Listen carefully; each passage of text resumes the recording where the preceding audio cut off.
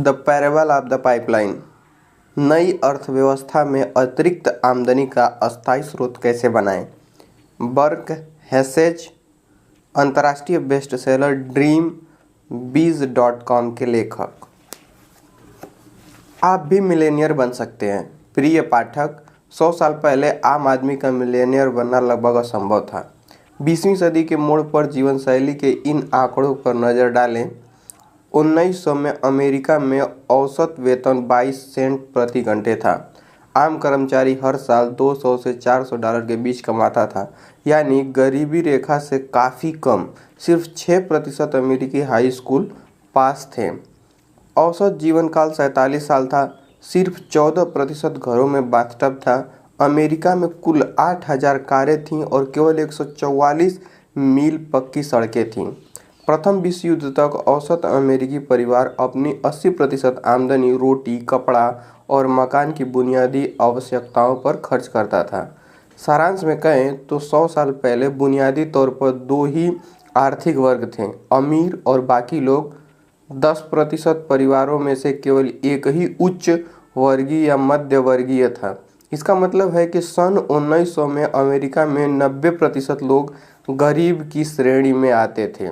मध्य वर्ग अब भी वेतन से वेतन तक नहीं जा रहा था। 100 साल आगे बढ़कर 2001 तक आए। आज मीडियन परिवार आय $47,000 है।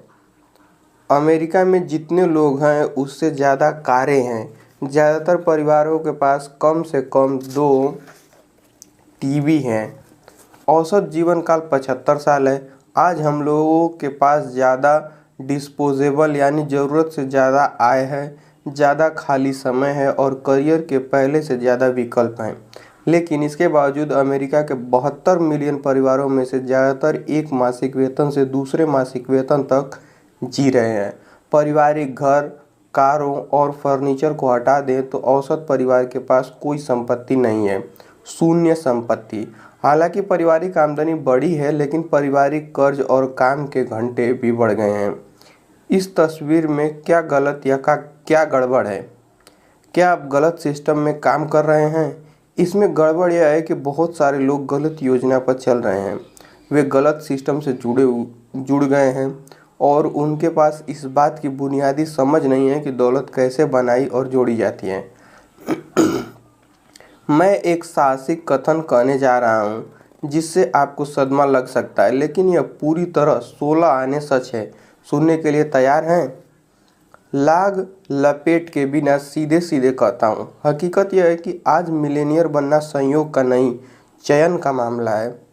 आपने सही सुना, आज मध्य वर्गीय आय कमाने वाला हर व्यक्ति मिलेनियर बन सकता है।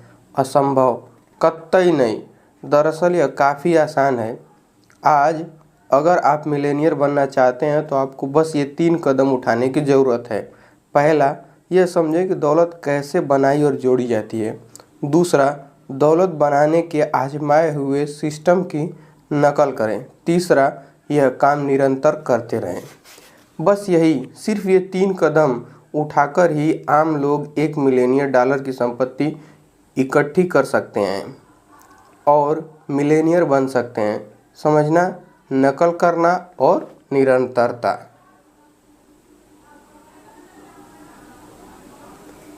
आप इस पुस्तक से क्या सीखेंगे?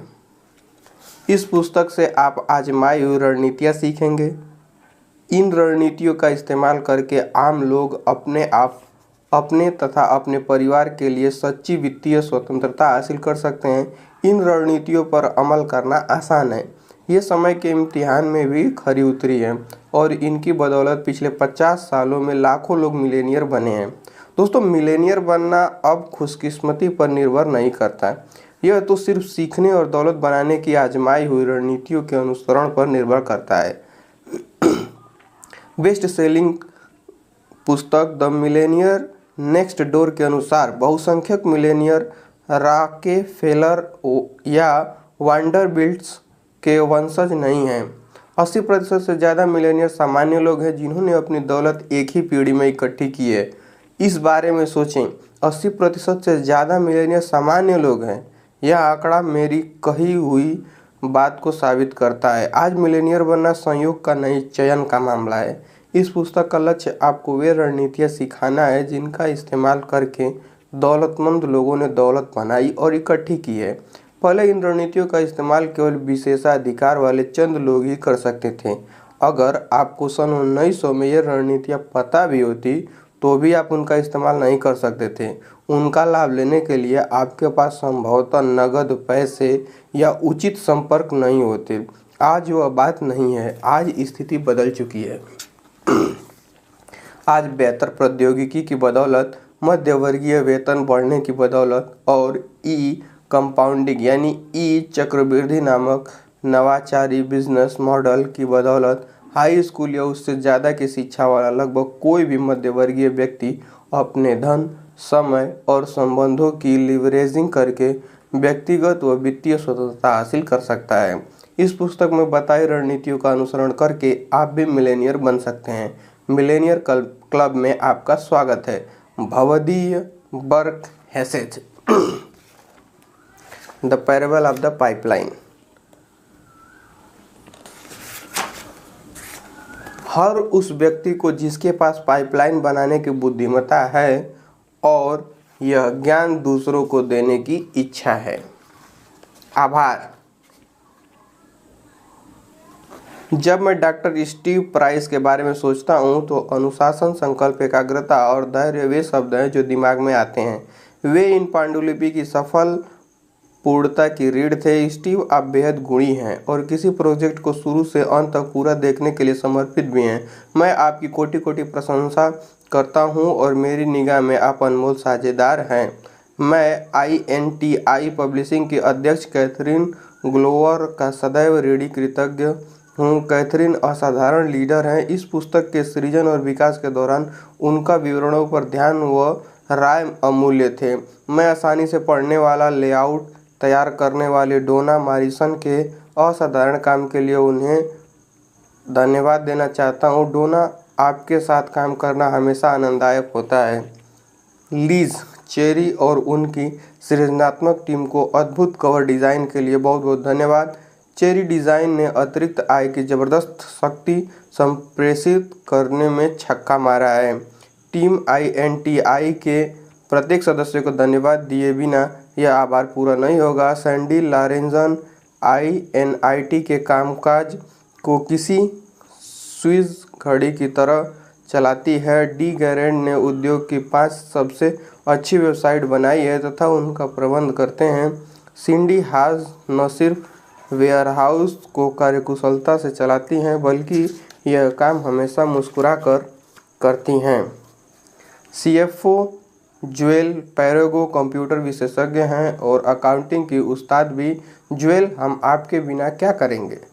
अंत में मैं अपने पिता को धन्यवाद देना चाहता हूं जिन्होंने मेरी किशोरावस्था में इस बात पर जोर दिया था कि जीवन में पाइपलाइनें बनाना जरूरी है क्योंकि पाइपलाइनें ही जीवन की डोर होती हैं। डैडी, आपके धैर्य और शाश्वत बुद्धिमत्ता के लिए धन्यवाद।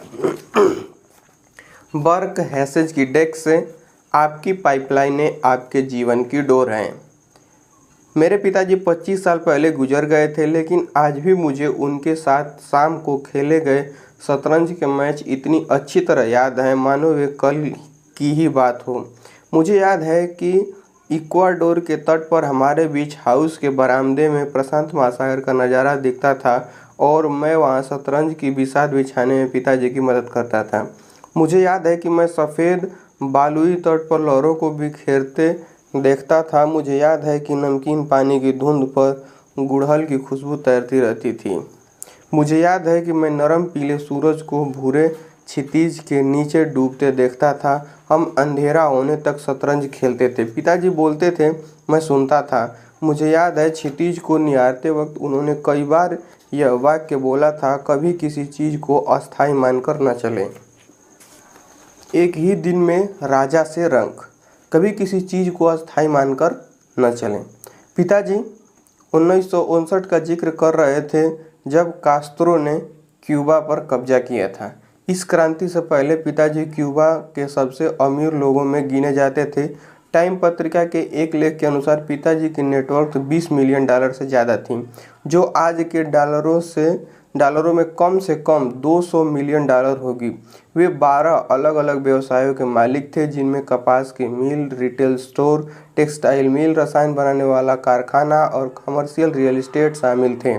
जब कास्त्रो ने सत्ता हाथिया ली तो मेरे माता पिता खाली हाथ कोरे कपड़ों में भागकर जमैका पहुंचे। कास्त्रो ने पिताजी के व्यवसाय और बैंक खातों को जब्त कर लिया। साम्यवादियों का कहना था कि यह लोगों के खिलाफ अपराध की सजा है।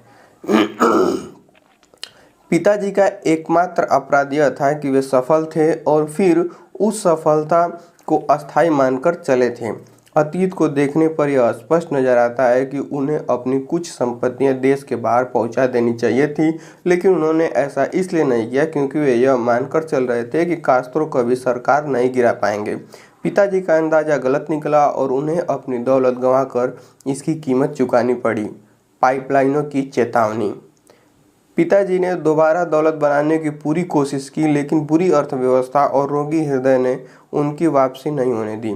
अपने अंतिम दिनों में वे कटु नहीं थे, वे तो बस निराश थे कि उनका समय खत्म हो गया था। शतरंज खेलते समय पिताजी ने मुझे वे मुख्य सिद्धांत सिखाने की पूरी कोशिश की जिनकी बदौलत वे 50 सालों से भी कम उम्र में दौलतमंद बन सके थे। पिताजी अक्सर अपने खुद के व्यवसायों के मालिक बनने के महत्व पर उपदेश देते थे। स्वामित्व का मतलब है स्वतंत्रता और नियंत्रण। पिताजी मानते थे कि आपके पास जितने ज़्यादा व्यवसाय होते हैं उतना ही अच्छा रहता है। वे कहा करते थे, आपकी पाइपलाइनें आपके जीवन की डोर हैं। मैंने पिताजी की नसीहत को दिल में उतार लिया। मैंने अपना पहला व्यवसाय 25 साल की उम्र में शुरू कर दिया। आज मैं तीव्र विकास करने वाले कई व्यवसायों का मालिक हूँ। विडंबना देखें, मेरी एक कंपनी इक्विबोर पाइपलाइन व्यवसाय में है। सचमुच इक्विबोर जमीन के नीचे पाइप बिछाती है। इन पाइपों का इस्तेमाल पुरानी अर्थव्यवस्था की यूटिलिटी कंपनियां गैस और पानी की पाइपलाइनों की सुरक्षा के लिए करती हैं। नई अर्थव्यवस्था की टेलीकॉम कंपनियां इन पाइपों का इस्तेमाल अपने फाइबर ऑप्टिक्स केबलों के लिए करती हैं, जो भविष्य की पाइपलाइनें हैं। मेरे अमीर डैडी। उनके अमीर डैडी। पिताजी विविधता में बहुत विश्वास करते थे, इसलिए उनके 12 अलग अलग तरह के व्यवसाय थे। अगर आपके पास सिर्फ एक ही पाइपलाइन है तो आपके पास जीवन की एक ही डोर है। वे शतरंज में मेरे मोहरे को पीटते हुए कहते थे, आपके पास जितनी ज़्यादा पाइपलाइन है उतना ही बेहतर है।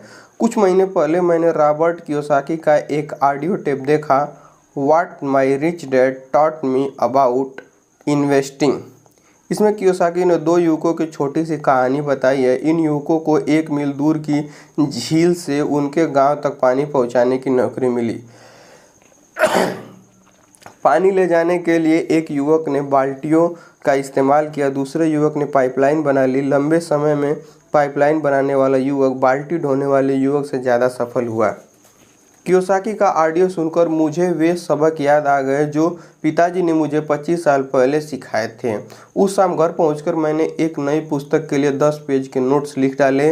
इसमें मैंने पाइपलाइन को जीवन की डोर बताकर पाठकों से आग्रह किया था कि वे अल्पकालीन और दीर्घकालीन दोनों पाइपलाइनें बनाएं, ताकि उनकी आमदनी की नदियाँ अलग अलग जगहों से आए। मैंने इस पुस्तक का शीर्षक रखा the parable of the pipeline. 3 महीने बाद मैंने प्रकाशक को उस पुस्तक की पांडुलिपि थमा दी, जिसे आप अपने हाथों में थामे हुए हैं। अपनी खुद की पाइपलाइनें बनाना। इतने वर्षों में मैंने पिताजी की सलाह पर चलकर कई लाभदायी पाइपलाइनें बनाई हैं। उनकी तरह मैं 12 व्यवसायों का मालिक नहीं हूँ, नहीं उनकी तरह मेरी नेटवर्थ अब तक 20 मिलियन डॉलर हुई है, लेकिन मैं इस दिशा में काम कर रहा हूँ। पाइपलाइनें लोगों की जेब में पैसे पहुंचाकर उनके जीवन में चिंता को दूर करने के लिए बनाई गई हैं, लेकिन सबसे बढ़कर पाइपलाइनें इसलिए बनाई गई हैं ताकि लोगों को व्यक्तिगत और वित्तीय स्वतंत्रता तथा आजीवन सुरक्षा मिल सके। संक्षेप में, पाइपलाइनें जीवन की डोर हैं। एक तानाशाह ने मेरे पिता के जीवन की डोरों को छीन लिया था और वे इससे कभी नहीं उबर पाए। अमेरिका में लोगों को वरदान मिला है, हमारे जीवन की डोर कभी कोई तानाशाह नहीं छीन सकता।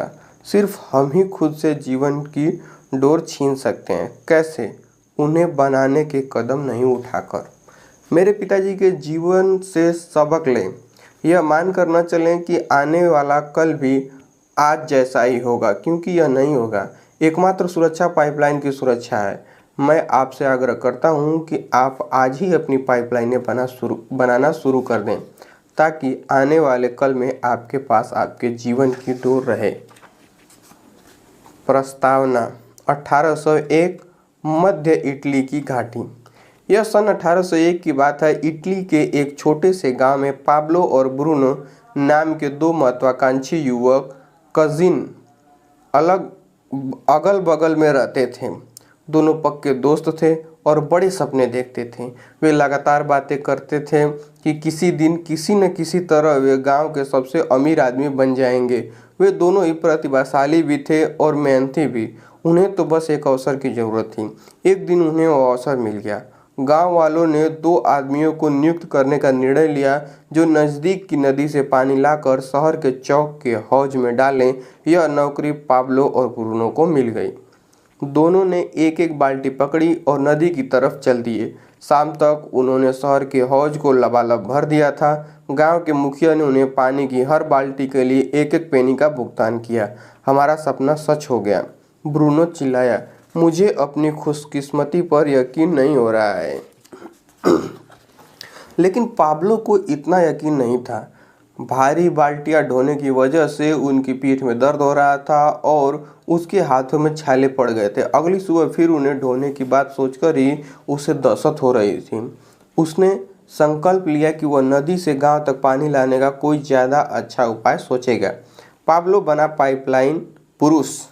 जब वे दोनों अगली सुबह अपनी अपनी बाल्टियां उठाकर नदी की तरफ जाने लगे तो पाब्लो ने कहा, ब्रूनो, मेरे पास एक योजना है। चंद सिक्कों के बदले में दिन भर बाल्टियां ढोने के बजाय क्यों न हम नदी से गांव तक पाइपलाइन बना लें। ब्रूनो चलते चलते एक कदम रुक गया। पाइपलाइन? ऐसा किसने सुना है? ब्रूनो चिल्लाया। पाब्लो, हमारे पास एक बेहतरीन नौकरी है। मैं एक दिन में 100 बाल्टियां उठा सकता हूँ। एक बाल्टी के बदले एक पेनी मिलती है, यानी दिन भर में $1। यानी मैं धन्ना सेठ हूँ। सप्ताह भर में मैं जूतों की नई जोड़ी खरीद सकता हूँ। महीने भर में गाय खरीद सकता हूँ। 6 महीनों में मैं एक नई झोपड़ी बना सकता हूँ। हमारे पास इस शहर की सबसे अच्छी नौकरी है। देखो, हमें वीकेंड में छुट्टी मिलती है और हर साल 2 सप्ताह की सवैतनिक वैकेशन भी मिलती है। हम जिंदगी भर के लिए सही जगह पर पहुंच चुके हैं। अपनी पाइपलाइन के इरादे को दिमाग से निकाल दो। लेकिन पाब्लो इतनी आसानी से हतोत्साहित होने वाला नहीं था। उसने अपने पक्के दोस्त को पाइपलाइन की योजना धैर्य से समझाई। पाब्लो दिन के आधे हिस्से में बाल्टी ढोने का काम करेगा और दिन के बाकी आधे हिस्से तथा वीकेंड में अपनी पाइपलाइन बनाएगा। पाब्लो जानता था कि पथरीली जमीन में नाली खोदने में बहुत मेहनत लगेगी। चूंकि उसे ढोई गई बाल्टियों की संख्या के हिसाब से वेतन मिल रहा था, इसलिए वह जानता था कि उसकी आमदनी पहले पहल कम हो जाएगी। वह यह भी जानता था कि उसकी पाइपलाइन से अच्छा मुनाफा होने में 1 या 2 साल लग जाएंगे। ब्रूनो नहीं माना, लेकिन पाब्लो को अपने सपने पर विश्वास था, इसलिए वह अपनी योजना पर अमल करने में जुट गया। पाइपलाइन की प्रगति। ब्रूनो और बाकी गांव वाले पाब्लो की हंसी उड़ाने लगे। वे उसे मजाक में पाब्लो पाइपलाइन पुरुष कहते थे। ब्रूनो पाब्लो से दोगुना काम कर रहा था, इसलिए वह लगभग दोगुने पैसे भी कमा रहा था। वह अपनी नई खरीदी चीज़ों की शान झाड़ता रहता। उसने चमड़े की नई काठी वाला एक गधा खरीद लिया, जो उसकी नई 2 मंजिला झोपड़ी के बाहर खड़ा रहता था। उसने नए कपड़े खरीदे। वह सराय में लजीज भोजन करने लगा।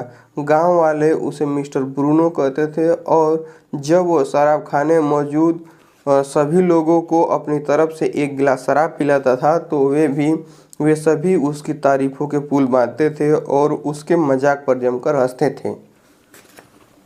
छोटे काम यानी बड़े परिणाम। जब ब्रूनो शाम को और वीकेंड में अपने जालीदार झूले में लेटा रहता था, तब पाब्लो अपनी पाइपलाइन खोदता रहता था। पहले कुछ महीनों में तो पाब्लो की मेहनत का कोई फल नहीं दिख रहा था। काम मुश्किल था, ब्रूनो के काम से भी ज़्यादा मुश्किल, क्योंकि पाब्लो शाम को और वीकेंड में भी काम कर रहा था, लेकिन पाब्लो खुद को बार बार याद दिलाता रहा है कि कल के सपने आज के त्याग से ही साकार होते हैं। हर दिन वह खुदाई करता रहा, एक बार में 1 इंच, एक एक इंच करके। यह बहुत आसान है। पथरीली जमीन पर कुदाली चलाते समय वह खुद को बोलता रहा, इंच 1 फुट में बदल गए, फिर 10 फुट, फिर 20 फुट, फिर 100। अल्पकालीन कष्ट का मतलब है दीर्घकालीन लाभ। वह खुद को याद दिलाता था। जब वह दिन भर के काम के बाद थका मांदा अपनी सामान्य झोपड़ी में घुसता था, वह अपनी सफलता को मापने के लिए हर दिन के लक्ष्य तय करता था और देखता था कि वे पूरे हुए हैं या नहीं। वह यह बात जानता था कि आगे चलकर उसे अपने प्रयासों की तुलना में बहुत बहुत ज़्यादा पुरस्कार मिलेंगे। अपनी निगाह पुरस्कार पर रखो, उसने बार बार दोहराया। जब वह गांव के शराबखाने से आती हंसी की आवाज़ें सुनते हुए सो गया। अपनी निगाह पुरस्कार पर रखें, निचले वाला पलड़ा ऊपर पहुंच जाता है। दिन महीनों में बदल गए। एक दिन पाब्लो को इस बात का एहसास हुआ कि उसकी पाइपलाइन आधी पूरी हो गई थी। इसका मतलब यह था कि उसे अपनी बाल्टियां भरने के लिए अब सिर्फ आधी दूर तक ही पैदल चलना होगा। बचने वाले समय को भी पाब्लो ने अपनी पाइपलाइन पर काम करने में लगा दिए। पाइपलाइन पूरी होने की तारीख तेजी से और ज़्यादा तेजी से करीब आ रही थी। पाइपलाइन बनाने के बीच आराम करते समय पाब्लो अपने पुराने दोस्त ब्रूनो को बाल्टियां ले जाते देखता था। ब्रूनो के कंधे अब काफ़ी झुक गए थे, वह दर्द में झुका हुआ था और हर दिन हमाली करने की वजह से उसकी चाल धीमी हो गई थी। अब ब्रूनो नाराज और खिन्न था। वह इस बात से चिढ़ रहा था कि वह हर दिन बाल्टियां ढोने के लिए अभी सख्त है, जिंदगी भर।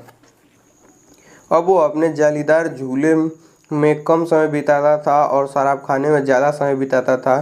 शराब खाने के लोग ब्रूनो को आते देखकर फुसफुसाते थे, लो ब्रूनो बाल्टी वाला आ गया।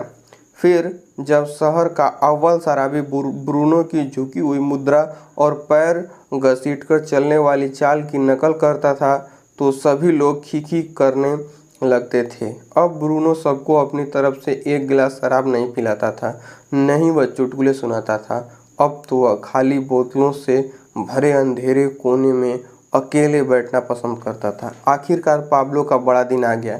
पाइपलाइन पूरी हो गई। गांव वालों ने आसपास भीड़ लगा ली।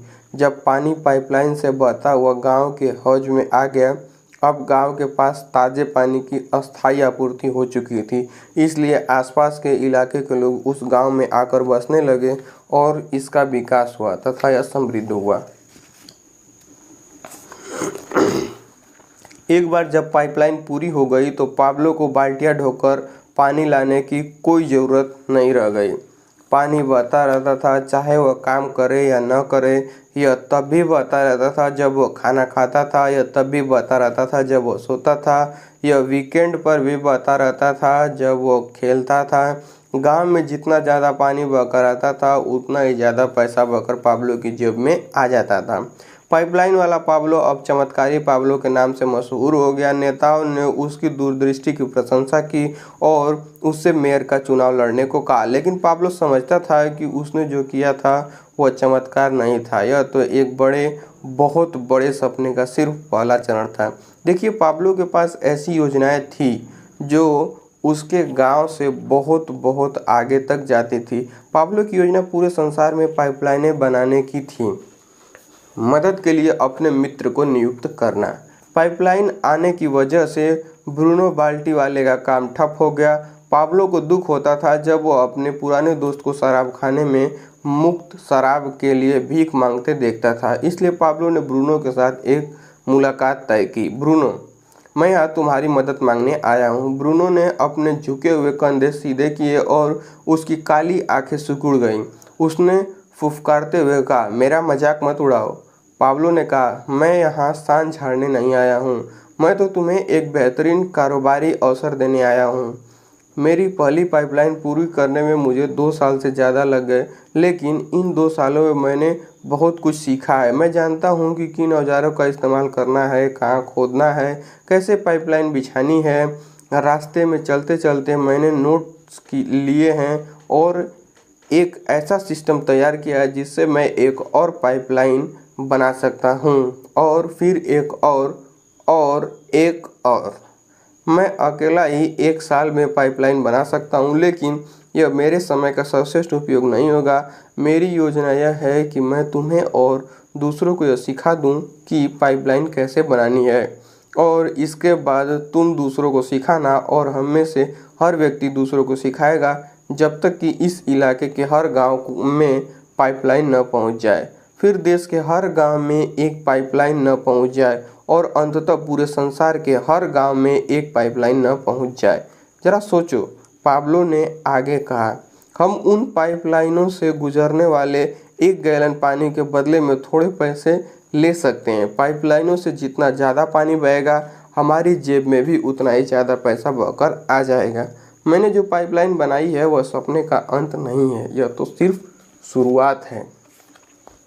ब्रूनो को आखिरकार बड़ी तस्वीर दिख गई। वह मुस्कुराया और उसने अपना सख्त हाथ अपने पुराने दोस्त की तरफ बढ़ा दिया। उन्होंने हाथ मिलाया और फिर पुराने बिछड़े दोस्त की तरह गले मिल गए। बाल्टी ढोने वाले संसार में पाइपलाइन के सपने। वर्षों गुजर गए। पाब्लो और ब्रूनो काफ़ी पहले रिटायर हो चुके हैं, लेकिन उनका विश्वव्यापी पाइपलाइन व्यवसाय अभी उनके बैंक खातों में हर साल करोड़ों डॉलर बहाकर लाता है। कई बार तो देहात में यात्रा करते वक्त पाब्लो और ब्रूनो पानी की बाल्टियां ढोने वाले युवक के पास से गुजरते थे। यह देखकर बचपन के दोस्त रुक जाते थे। वे युवकों को अपनी कहानी बताते थे और उनकी खातिर पाइपलाइन बनाने में उनकी मदद करने का प्रस्ताव रखते थे। कुछ लोग उनकी बात सुनते थे और पाइपलाइन व्यवसाय शुरू करने के अवसर पर उछल पड़ते थे, लेकिन दुखद बात यह है कि ज़्यादातर बाल्टी ढोने वाले जल्द ही पाइपलाइन के विचार को खारिज कर देते थे। पाब्लो और ब्रूनो बार बार एक जैसे बहाने सुनते थे, मेरे पास समय नहीं है, मेरे दोस्त ने मुझे बताया था कि वह एक दोस्त के दोस्त को जानता है जिसने पाइपलाइन बनाने की कोशिश की थी और नाकाम रहा था। जो लोग जल्दी अंदर जाते हैं सिर्फ वही पाइपलाइनों से पैसे कमा पाते हैं। मैंने ज़िंदगी भर बाल्टियाँ ढोई है, मैं तो जो जानता हूँ वही करता रहूँगा। मैं कुछ लोगों को जानता हूँ जिनका पैसा पाइपलाइन घोटाले में डूब गया था, मैं तो यह हरगिज नहीं करूँगा। इतने सारे लोगों में भविष्य दृष्टि का अभाव था। यह देखकर पाब्लो और ब्रूनो दुखी हो जाते थे, लेकिन दोनों दोस्त बाद में इस तथ्य को स्वीकार कर लेते थे कि वे बाल्टी ढोने वाले संसार में रहते हैं, इसलिए बहुत कम लोग ही पाइपलाइन के सपने देखने की हिम्मत कर सकते हैं। खंड 1, हम बाल्टी ढोने वाले संसार में रहते हैं। अध्याय 1, आप कौन हैं? बाल्टी ढोने वाले हमाल या पाइपलाइन निर्माता? ब्रूनो, मेरे पास एक योजना है। जब अगली सुबह वे दोनों अपनी बाल्टी लेकर नदी से पानी लाने के लिए चले तो पाब्लो ने कहा, चंद सिक्कों के बदले में दिन भर बाल्टियाँ ढोने के बजाय हम नदी से गांव तक पाइपलाइन क्यों न बना लें? ब्रूनो चलते चलते एकदम रुक गया। पाइपलाइन? ऐसा किसने सुना है? ब्रूनो चिल्लाया, the parable of the pipeline से। आप कौन हैं? बाल्टी ढोने वाले हमाल या पाइपलाइन के निर्माता? क्या आपको सिर्फ तभी पैसे मिलते हैं जब आप खुद जाकर काम करते हैं, बाल्टी वाले हमाल ब्रूनो की तरह, या फिर आप एक बार काम करते हैं और आपको उसके बदले में बार बार पैसे मिलते हैं, पाइपलाइन निर्माता पाब्लो की तरह? अगर आप ज़्यादातर लोगों जैसे हैं तो आप बाल्टी ढोने वाली योजना पर काम कर रहे हैं। मैं इसे समय के बदले पैसे का जाल कहता हूँ। आप समीकरण जानते हैं, 1 घंटे के काम के बदले 1 घंटे का भुगतान, 1 महीने के काम के बदले 1 महीने का भुगतान, 1 साल के काम के बदले 1 साल का भुगतान। जाना पहचाना लगता है। बाल्टी ढोने के साथ समस्या यह है कि जब बाल्टी ढोना बंद हो जाता है तो पैसा आना भी बंद हो जाता है, जिसका मतलब है कि सुरक्षित नौकरी या सपनों की नौकरी सिर्फ एक मुगालता है। बाल्टियाँ ढोने का अंदरूनी खतरा यह है कि आमदनी निरंतर नहीं, अस्थायी होती है। अगर ब्रूनो किसी दिन सुबह उठे और उसकी पीठ अकड़ी हुई हो और वह बिस्तर से न उठ पाए तो वह उस दिन कितने पैसे कमाएगा? शून्य। कोई काम नहीं तो कोई दाम नहीं। यही बाल्टी ढोने वाली हर नौकरी में होता है। एक बार जब बाल्टी ढोने वाले अपनी मेडिकल छुट्टियों और वैकेशन की छुट्टियों का इस्तेमाल कर लेते हैं तो उसके बाद अगर वे बाल्टियां नहीं ढोएंगे तो उन्हें वेतन का चेक नहीं मिलेगा। गणित बहुत सरल है। कोई बाल्टी नहीं बराबर कोई भुगतान नहीं। दंत चिकित्सक अब बाल्टियां नहीं ढो सकती। यहाँ असल जीवन का एक उदाहरण है। मेरी पुरानी दंत चिकित्सक वह सबसे अच्छी दंत चिकित्सक थी जिसके पास मैं कभी गया था। वह बेहद पेशेवर थी, इलाज का बहुत कुशल तरीका था, बेहतरीन व्यक्तित्व था, बेहतरीन तकनीशियन थी। हर बार इलाज लगभग दर्द रहित होता था।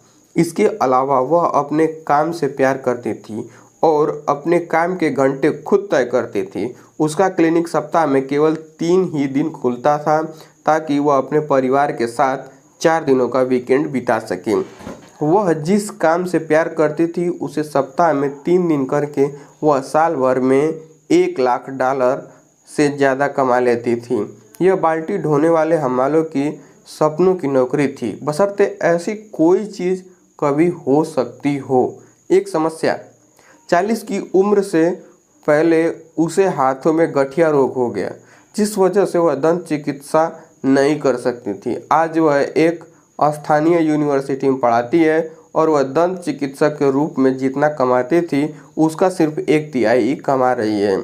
इसमें उसका कोई दोष नहीं था, लेकिन उसके सपनों की नौकरी अब गायब हो गई थी। अब क्या आप समझ सकते हैं कि मैं यह बात क्यों कहता हूँ कि बाल्टी ढोने वाली सुरक्षित नौकरी जैसी कोई चीज़ नहीं होती? क्या आप देख सकते हैं कि बाल्टी ढोने वाले लोग कितने असुरक्षित हैं? समय के बदले पैसे के जाल में समस्या यह है कि अगर आप समय नहीं बेच सकते तो आपको पैसा भी नहीं मिलता है। पाइपलाइन निर्माता पाब्लो ने बाल्टी की सीमाओं को जल्दी ही पहचान लिया था और वह एक ऐसा सिस्टम बनाने निकला जिसकी मदद से उसे पैसे मिलते रहें, चाहे वह आगे चलकर काम में समय लगाए या न लगाए। पाब्लो समझता था कि बाल्टी ढोने के काम में कोई सुरक्षा नहीं है। वह यह बात समझता था कि पाइपलाइन आपके जीवन की डोर है। अगर आप समय नहीं दे पाए तो आपके साथ क्या होगा? आपके बारे में आप क्या करेंगे? अगर आपकी आमदनी कल रुक जाए, क्या होगा अगर आपकी छटनी हो जाए? क्या होगा अगर आप बीमार पड़ जाएं या अपाहिज हो जाएं और बाल्टियां न ढो पाएं?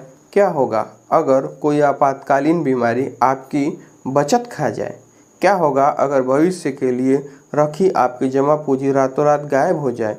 अगर आपकी आमदनी कल रुक जाती है तो आप कितने लंबे समय तक अपने हाउस लोन की किस्त चुका सकते हैं, अपनी कार की किस्त चुका सकते हैं या अपने बच्चे की पढ़ाई का खर्च उठा सकते हैं? 6 महीने, 3 महीने, 3 सप्ताह? यदि विपत्ति हमला करती है तो क्या आपके पास जीवन की वह डोर है जो आपकी और आपके परिवार की रक्षा करेगी, या फिर आप इस मुगालते में जी रहे हैं कि बाल्टी ढोने वाला काम बगैर रुके तब तक चलता रहेगा जब तक आपको आमदनी की ज़रूरत होगी? चाहे आप झाड़ू वाला काम करते हो, कागज़ कलम वाला काम करते हो या पेशेवर काम करते हो, आप समय की 1 इकाई खर्च करके पैसे की 1 इकाई प्राप्त कर रहे हैं। इसमें सुरक्षा कहाँ है? पाइपलाइन तब भी पैसे देती है जब आप खेलते हैं। जैसा पाब्लो ने कहा था, कोई बेहतर तरीका होना चाहिए। सौभाग्य से बेहतर तरीका है। इसे पाइपलाइन आमदनी, निरंतर अतिरिक्त आय कहा जाता है जो हमेशा मिलती रहती है, चाहे आप समय दें या न दें। सच्ची सुरक्षा पाने का एकमात्र तरीका ये वही है जो पाब्लो ने किया था। जब आप बाल्टियां ढो रहे हो तभी एक पाइपलाइन बना लें। पाइपलाइनें जीवन की डोर हैं क्योंकि वे लोगों को पैसे की खातिर समय बेचने के जाल से आज़ाद करती हैं। पाइपलाइन बनाते समय आप एक बार काम करते हैं, लेकिन उस काम के बदले में आपको बार बार पैसे मिलते रहते हैं।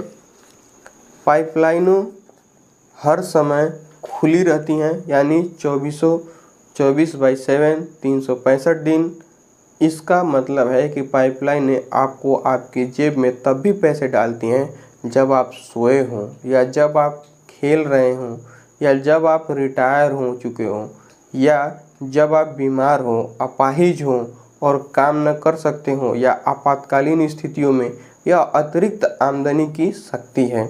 इसलिए मैं कहता हूँ कि आपकी पाइपलाइनें आपके जीवन की डोर हैं।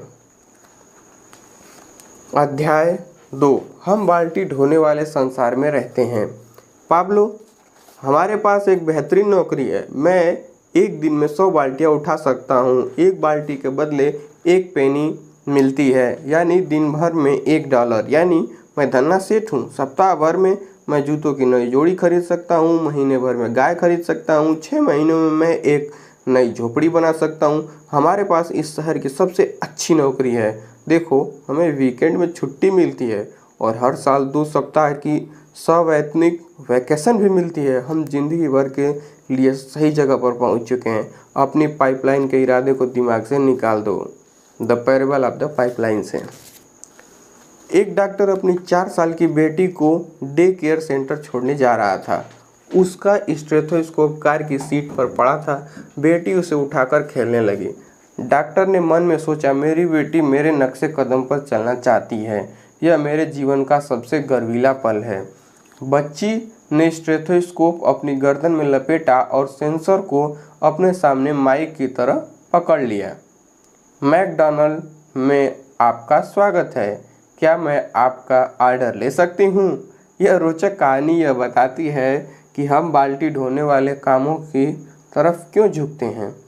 इसे कहा जाता है, बंदर जो देखते हैं वही करते हैं। छोटी लड़की इतनी ज़्यादा बार मैकडॉनल्ड गई थी कि उसने स्टेथोस्कोप को गलती से हेडसेट समझ लिया था और वहाँ के कर्मचारी जिस तरह ग्राहकों से बात करते थे उसकी नकल करने लगी थी। छोटी लड़की की तरह ही ज़्यादातर लोग बाल्टी ढोने को गलती से पाइपलाइन बनाना समझ लेते हैं। हम यह देखते हैं कि 99% लोग बाल्टियाँ ढोते हैं, इसलिए हम स्वाभाविक रूप से यह मान लेते हैं कि हम जीवन में जो चाहते हैं उसे पाने का एकमात्र तरीका बाल्टी ढोना है। इसलिए ब्रूनो को पाइपलाइनों की शक्ति समझने में इतनी मुश्किल आई थी। पाब्लो पहला पाइपलाइन निर्माता था जिसे ब्रूनो जानता था। ब्रूनो ने पाइपलाइनों को इसलिए अस्वीकार कर दिया था क्योंकि वे अलग थी। ब्रूनो के लिए पाइपलाइनें प्रमाणित नहीं थी। ब्रूनो के लिए पाइपलाइनें क्रांतिकारी रूप से नई और जोखिम भरी थी। बहुसंख्यक लोग ब्रूनो की तरह सोचते हैं। बड़े होते समय हम बाल्टी ढोने वाले कड़के लोगों से घिरे रहते हैं, इसलिए हम यह मान लेते हैं कि संसार में यही होता है। इससे मुझे एक बम्पर स्टिकर याद आ जाता है जिसे मैंने कुछ समय पहले देखा था। 1 लाख चूहे गलत नहीं हो सकते। लोग बाल्टी ढोने वालों के बारे में भी यही सोचते हैं। 100 मिलियन बाल्टी ढोने वाले लोग गलत नहीं हो सकते। देखिए, वे हो सकते हैं। बाल्टी उठाने का निर्णय लेना। आइए सच का सामना करते हैं। इस संसार में जितने पाइपलाइन के निर्माता हैं उससे बहुत ज़्यादा बाल्टी ढोने वाले हमाल हैं। क्यों? क्योंकि बाल्टी ढोना वह राह है जिस पर हमारे माता पिता चले थे और उन्होंने हमें भी उसी पर चलना सिखाया। बाल्टी ढोने वाला मॉडल आपको बताता है कि बाल्टी ढोने वाले संसार में आगे बढ़ने के लिए आपको यह करना होगा। स्कूल जाओ और सीखो कि बाल्टियाँ कैसे ढोना है। बहुत कड़ी मेहनत करो। ज़्यादा बड़ी बाल्टियाँ ढोने के अधिकारी बनो। बाल्टी कंपनी ए से इस्तीफा देकर बाल्टी कंपनी बी की नौकरी कर लो ताकि आपको ज़्यादा बड़ी बाल्टियाँ ढोने को मिले। ज़्यादा घंटे काम करो ताकि आप ज़्यादा बाल्टियाँ ढो सको। बच्चों को बाल्टियाँ ढोने का बेहतरीन प्रशिक्षण देने वाले कॉलेज में पढ़ने जाओ। धातु की बाल्टियाँ उठाने से करियर बदलो और प्लास्टिक की बाल्टियाँ उठाओ, फिर डिजिटल बाल्टियाँ उठाओ। उस दिन के सपने देखो जब आप बाल्टियाँ ढोने के काम से रिटायर हो सकते हो। तब तक उन बाल्टियों को ढोते रहो। ये सब बाल्टी ढोने वाले लोग अपने प्रयासों के बदले में कितना कमाते हैं? आश्चर्यजनक रूप से बहुत कम।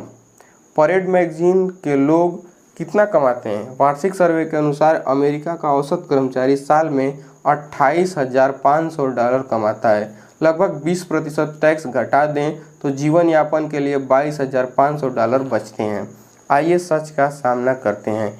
$22,500 इतनी रकम नहीं है कि 4 लोगों के परिवार की बुनियादी ज़रूरतें पूरी हो जाए। इसका मतलब है बहुसंख्यक लोग ज़्यादा पैसों के लिए बुरी तरह छटपटा रहे हैं। बाल्टियों की झांकी। जब बाल्टियाँ ढोने वालों को ज़्यादा पैसे चाहिए होते हैं तो वे क्या करते हैं? क्योंकि उनकी बाल्टी ढोने वाली मानसिकता है, इसलिए वो बाल्टी ढोने वाला समाधान सोच लेते हैं। अगर आपको ज़्यादा पैसे की ज़रूरत हो तो आपको ज़्यादा बाल्टियाँ ढोनी होंगी। बाल्टी ढोने वाले डैडी कहते हैं, मैं शाम को और वीकेंड में बाल्टियाँ ढोने वाली दूसरी नौकरी कर लूँगा। बाल्टी ढोने वाली मम्मी कहती है, बच्चों के पैदा होने से पहले मैं बाल्टियाँ ढोने की जो नौकरी करती थी उसे दोबारा कर सकती हूँ।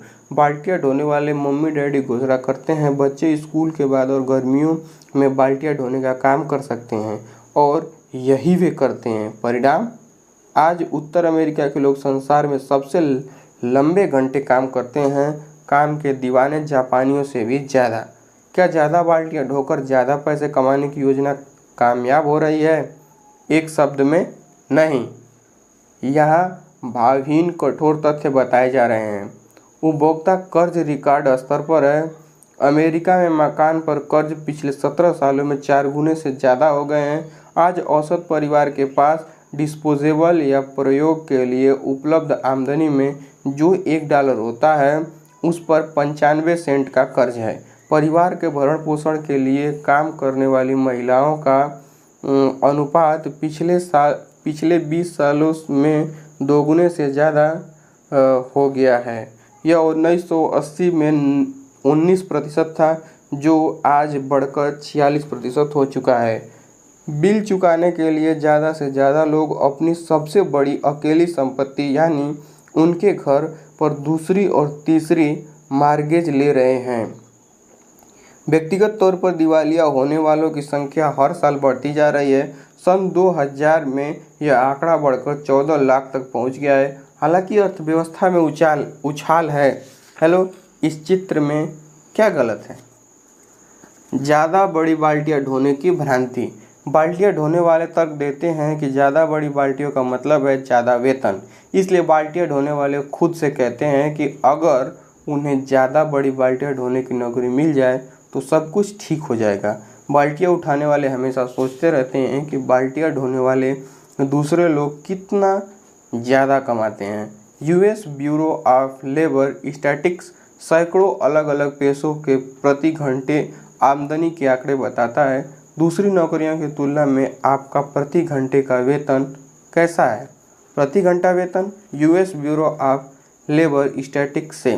पेशा, fast food cook $6.29, gas station attendant $7.34 प्रति घंटा वेतन, चौकीदार $8.44, रिटेल सेल्स पर्सन $9.12, सेक्रेटरी $11.86, छत डालने वाला $13.63, कार मैकेनिक $13.97, ट्रक ड्राइवर $14.08, दमकल कर्मी $15.63, डाकिया $16.39, loan officer $20.05, computer programmer $25.67, chemical engineer $29.44, भौतिक शास्त्री $33.23, वकील $36.49, दंत चिकित्सक $44.40, डॉक्टर सर्जन $49.05। यह मानते हुए कि ज़्यादातर लोगों को हर सप्ताह 40 घंटे काम करने के लिए वेतन मिलता है। हालांकि शायद वे एक सप्ताह में कम से कम 50 घंटे या इससे ज़्यादा काम करते हैं और हर साल 2 सप्ताह की सवैतनिक वैकेशन मिलती है। यहाँ उपर्युक्त पेशों में से 5 की सालाना आमदनी बताई जा रही है। सालाना आमदनी: कुक $13,083, रिटेल सेल्स पर्सन $18,970, डाकिया $34,091, वकील $75,899, डॉक्टर $1,02,024।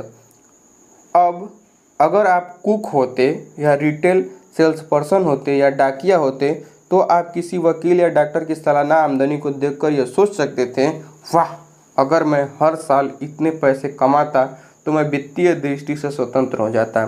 तब मुझे बिल चुकाने की चिंता में रात भर जागने की कोई ज़रूरत नहीं होती।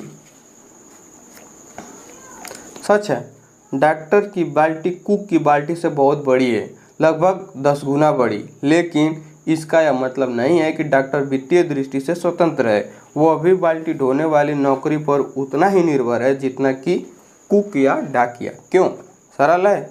पेशेवर लोग औसत कर्मचारी से ज़्यादा कमाते हैं, लेकिन वे ज़्यादा खर्च भी करते हैं। सच तो यह है कि हर साल 6 अंकों की आमदनी कमाने वाले डॉक्टर या वकील अपनी ज़्यादातर आमदनी अपनी ठाठदार जीवनशैली पर खर्च कर देते हैं। एक औसत कर्मचारी के खर्च की तुलना किसी पेशेवर के खर्च से करके देखते हैं। औसत कर्मचारी $5,000 की सेकेंड हैंड कार चलाता है। डॉक्टर या वकील $45,000 की लेक्सस चलाता है। औसत कर्मचारी अपने बच्चे को मुफ्त के सरकारी स्कूलों में भेजता है। डॉक्टर या वकील निजी स्कूल पर पैसे खर्च करते हैं। औसत कर्मचारी $75,000 के घर का स्वामी होता है। डॉक्टर या वकील $3,50,000 के घर का स्वामी होता है। औसत कर्मचारी सप्ताह में एक बार पिज्जा हट में खाता है। डॉक्टर या वकील सप्ताह में 2 बार बड़े रेस्तरां में खाते हैं। औसत कर्मचारी वैकेशन का खर्च नहीं उठा सकता। डॉक्टर या वकील हर साल परिवार को पर्यटन स्थल की सैर कराने ले जाता है। औसत कर्मचारी किसी सार्वजनिक कोर्स में गोल्फ खेलता है। डॉक्टर या वकील 1 या 2 महंगे कंट्री क्लब का सदस्य होता है। आप स्थिति समझ गए होंगे। लोग डॉक्टरों, वकीलों और अकाउंटेंटों से इसलिए ईर्ष्या करते हैं क्योंकि वे बड़ी बाल्टियां ढो रहे हैं। सच है, डॉक्टर की बाल्टी कुक की बाल्टी से 10 गुना ज़्यादा बड़ी हो सकती है, लेकिन डॉक्टर 10 गुना ज़्यादा खर्च भी करता है। इसलिए अंत में उन दोनों का हाल एक जैसा होता है। एक वेतन से दूसरे वेतन तक जीना। बाल्टियाँ अंततः सूख जाती हैं। Best seller the Millionaire next door के लेखक थॉमस जे स्टैनली और विलियम डी डैंको ने बताया है कि बड़ी बाल्टियाँ ढोने का मतलब दौलत बनाना नहीं है। लेखक संपन्न इलाकों में रहने वाले लोगों का सर्वे करने के बाद इस निष्कर्ष पर पहुंचे, क्योंकि उनकी मान्यता थी कि जो लोग महंगी कार चलाते हैं और महंगे घरों में रहते हैं वे दौलतमंद थे। उफ, गलत अनुमान। स्टैनली और डैंको दौलत बनाने के बारे में इस आश्चर्यजनक निष्कर्ष पर पहुंचे। अमेरिका में दौलत के बारे में ज़्यादातर लोगों की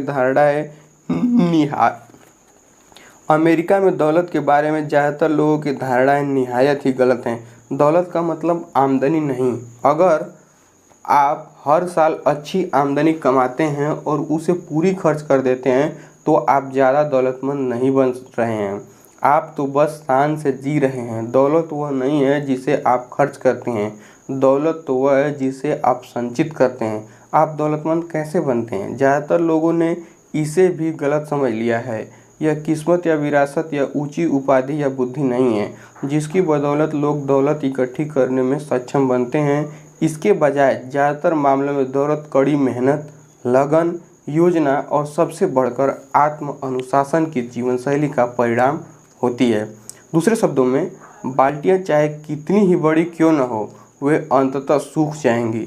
दूसरी तरफ पाइपलाइनें हमेशा कायम रहेंगी, लेकिन पाइपलाइन बनाने की खातिर त्याग करना पड़ता है। पाइपलाइनें अपने आप नहीं बन जाती, उन्हें बनाने के लिए आपको समय निकालना पड़ता है और मेहनत करनी पड़ती है। ज़्यादा बड़ी बाल्टी से समस्या नहीं सुलझेगी। हर कोई अपनी बाल्टी के आकार को बढ़ाना पसंद करेगा। कोई भी वार्षिक वेतन वृद्धि या ज़्यादा पैसे वाली बेहतरीन नौकरी को नहीं ठुकराएगा। अगर बाल्टी ढोना आपकी आमदनी का एकमात्र स्रोत है तो मैं कहता हूँ वह सबसे बड़ी बाल्टी ढोएं जो आप ढो सकते हो। यह सहज बोध है, लेकिन इसके बावजूद सच्चाई यही है कि बाल्टियाँ ढोने से आप कभी वित्तीय दृष्टि से स्वतंत्र नहीं बन सकते। बाल्टियाँ ढोकर आप कभी अपने परिवार को सुरक्षित नहीं बना पाएंगे, चाहे आपकी बाल्टियाँ कितनी ही बड़ी क्यों न हो। क्यों? क्योंकि जब आप बाल्टी ढोते हैं तो आपको खुद वहाँ रहकर काम करना पड़ता है, तभी आपको पैसे मिलते हैं। जिस दिन आप बाल्टियाँ ढोना बंद कर देते हैं उसी दिन पैसा आना भी बंद हो जाता है। कई बाल्टियाँ ढोने वाले मिलेनियर से दिवालिया बन गए हैं, क्योंकि जब वे बाल्टियाँ ढो रहे थे तब उन्होंने पाइपलाइन नहीं बनाई। जब उनकी बाल्टी सूख गई तो उनकी जीवन शैली भी सूख गई। मेरे पिताजी कहते थे, पाइपलाइनें आपके जीवन की डोर है। क्या आप देख पा रहे हैं कि क्यों? अध्याय 3, पाइपलाइन की शक्ति। लेकिन पाब्लो इतनी आसानी से हतोत्साहित होने वाला नहीं था। उसने अपने पक्के दोस्त को पाइपलाइन की योजना धैर्य से समझाई। पाब्लो दिन के आधे हिस्से में बाल्टी ढोने का काम करेगा और दिन के बाकी आधे हिस्से तथा वीकेंड में अपनी पाइपलाइन बनाएगा। पाब्लो जानता था कि पथरीली जमीन में नाली खोदने में बहुत मेहनत लगेगी। चूंकि उसे ढोई गई बाल्टियों की संख्या के हिसाब से वेतन मिल रहा था, इसलिए वह जानता था कि उसकी आमदनी पहले से कम हो जाएगी। वह यह भी जानता था कि उसकी पाइपलाइन से अच्छा मुनाफा होने में 1 या 2 साल लग जाएंगे। ब्रूनो नहीं माना, लेकिन पाब्लो को अपने सपने पर विश्वास था, इसलिए वह अपनी योजना पर अमल करने में जुट गया। The parable of the pipeline से यह 2 विपरीत ध्रुवों की कहानी है। एक तरफ है एक मशहूर बेसबॉल खिलाड़ी और दूसरी तरफ है एक छोटे कस्बे की प्राथमिक स्कूल टीचर। इससे ज़्यादा अलग 2 व्यक्ति नहीं हो सकते। एक युवक था और दूसरी बुजुर्ग महिला। एक को हर साल करोड़ों डॉलर मिलते थे, जबकि दूसरे ने कभी $10,000 से ज़्यादा नहीं कमाए थे। एक लोकप्रियता की चमक दमक में शान शौकत से जीता था, जबकि महिला मैसेच्यूसेट्स के एक छोटे कस्बे में जिंदगी गुजार रही थी। लेकिन ये अंतर छोटे हैं, इससे बड़े अंतर तो उनके चुने हुए व्यक्तिगत और वित्तीय विकल्पों में थे। देखिए, आप जिनके बारे में पढ़ने जा रहे हैं उनमें से एक पाइपलाइनें बनाकर मल्टी मिलियनेयर रिटायर हुआ, दूसरा बाल्टी ढोने वाला बना रहा और यह लिखते समय वह दिवालियेपन की कगार पर झूल रहा है। ये कहानियाँ 2 बहुत अलग लोगों के बारे में है, लेकिन यह ज़्यादा महत्वपूर्ण नहीं है। ज़्यादा महत्वपूर्ण तो उनके चुने हुए विकल्प हैं। ज़्यादा महत्वपूर्ण तो वे सबक हैं जो आप इन चुनावों से सीख सकते हैं। इन दोनों कहानियों को जानने के बाद यह एकदम स्पष्ट हो जाना चाहिए कि पाइपलाइनें बनाना सच्ची सुरक्षा और सच्ची वित्तीय स्वतंत्रता हासिल करने का एकमात्र तरीका क्यों है।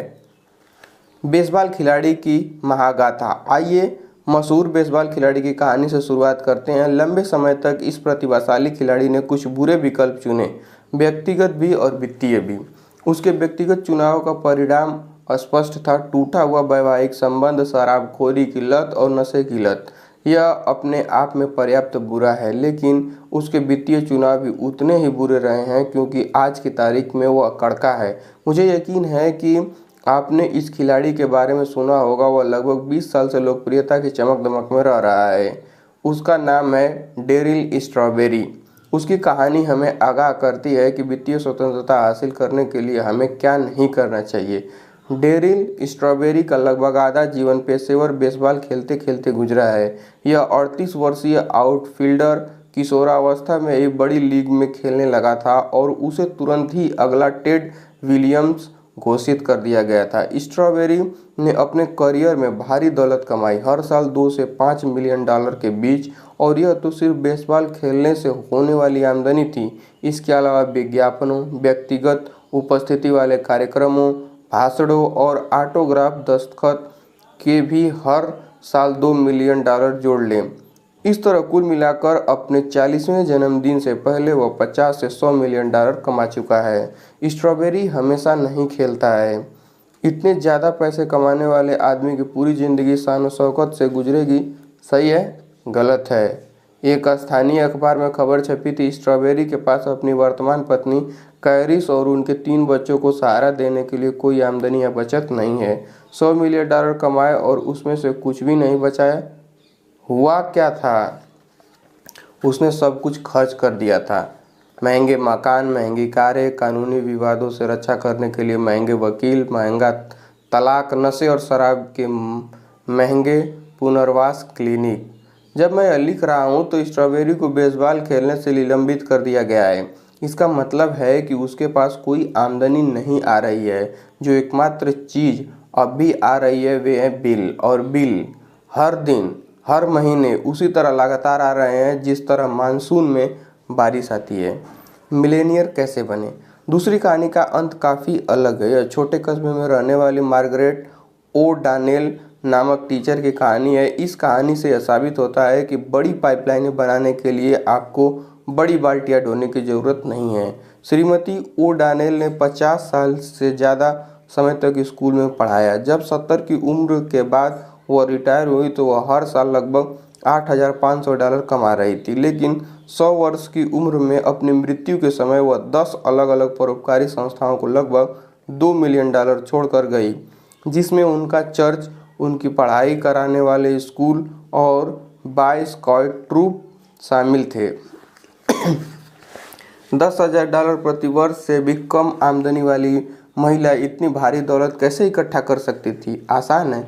उसने अच्छे शेयरों में नियमित मासिक निवेश करके दीर्घकालीन निवेश पाइपलाइन बनाई और इसे समय के साथ चक्रवृद्धि होने दिया। मार्गरेट को शेयरों में मजा आता था। उसने ब्रोकर बॉब बोलास्के ने कहा, पहली बार जब मैं उनसे मिला तो उन्होंने मेरी डेस्क पर 3 कागज फेंक कर कहा था, मैं इन कुत्तों के साथ क्या करूं? वे उन शेयरों के बारे में बोल रही थी जो अच्छे नहीं चल रहे थे। अगले 20 साल तक मार्गरेट का पोर्टफोलियो फलता फूलता रहा। इसमें ब्लू चिप शेयरों, कर मुक्त बॉन्ड और यूटिलिटी स्टॉक्स का संग्रह शामिल था जो मृत्यु तक उनके पास रहा। उन्होंने अपने किसी भी निवेश को शायद ही कभी छुआ, लेकिन वो अपनी रिटायरमेंट पाइपलाइन को साल दर साल बनाने में जुटी रही। छोटे त्याग, बड़े परिणाम। अब अगर आप यह सोच रहे हो कि मार्गरेट उन पाई पाई बचाने वाली कुंवारी महिलाओं जैसी थी जो कूपन काटती है और उपयोग किए हुए टी बैग बचाती है, तो आप गलत सोच रहे हैं। वह प्रायः सहेलियों के साथ बाहर खाना खाने जाती थी, नई बुक चलाती थी और प्रायः लंबी छुट्टियों का आनंद लेने के लिए विमान से यूरोप जाती रहती थी। इस महिला ने खुद को जीवन के आनंदों से वंचित नहीं किया, लेकिन उन्होंने खर्च में अनुशासन और संयम का परिचय दिया। उसने हर महीने बचत की, हर महीने निवेश किया, रिटायरमेंट के बाद भी। देखिए, मार्गरेट दीर्घकालीन पाइपलाइन निर्माता का आदर्श उदाहरण है। उन्होंने 20 की उम्र के बाद ही बचत और निवेश शुरू कर दिया था और वह 100 साल की उम्र में अपनी मृत्यु तक यही करती रही। जैसा आप आगे दिए अध्याय में सीखेंगे, पाइपलाइन समय के साथ बड़ी और ज़्यादा बड़ी हो जाती है। अपनी पाइपलाइनों को बढ़ाएं। पाब्लो की तरह पाइपलाइन निर्माताओं को पहले कुछ दिनों, महीनों या वर्षों में अपने प्रयासों के ज़्यादा फल नहीं दिखते हैं, लेकिन समय के साथ निरंतर और अनुशासित प्रयास छोटे छोटे योगदानों को भारी लाभ में बदल सकते हैं। पाइपलाइनें तब भी पानी लाती हैं जब बाल्टियां सूख जाती हैं। अब आप मेरी बात का मतलब समझ गए होंगे। जब मैंने पाइपलाइन की शक्ति के बारे में बात की थी, डेरिल स्ट्रॉबेरी वर्षों तक एक बड़ी बाल्टी ढोते रहे, लेकिन आज उसके पास दिखाने के लिए क्या है? कुछ नहीं, सिर्फ कैंसल्ड चेकों के बक्से। स्ट्रॉबेरी के पास पाइपलाइन बनाने के लिए 20 साल थे। अगर उसने अपनी सिर्फ 10% आमदनी बचाई होती और शेयर बाजार में निवेश करके पाइपलाइन बना ली होती, तो आज उसके पास $20 मिलियन और $100 मिलियन के बीच की जीवन की डोर होती। लेकिन उसने ऐसा नहीं किया। स्ट्रॉबेरी यह मानकर चल रहा था कि उसकी बड़ी बाल्टी कभी नहीं सूखेगी।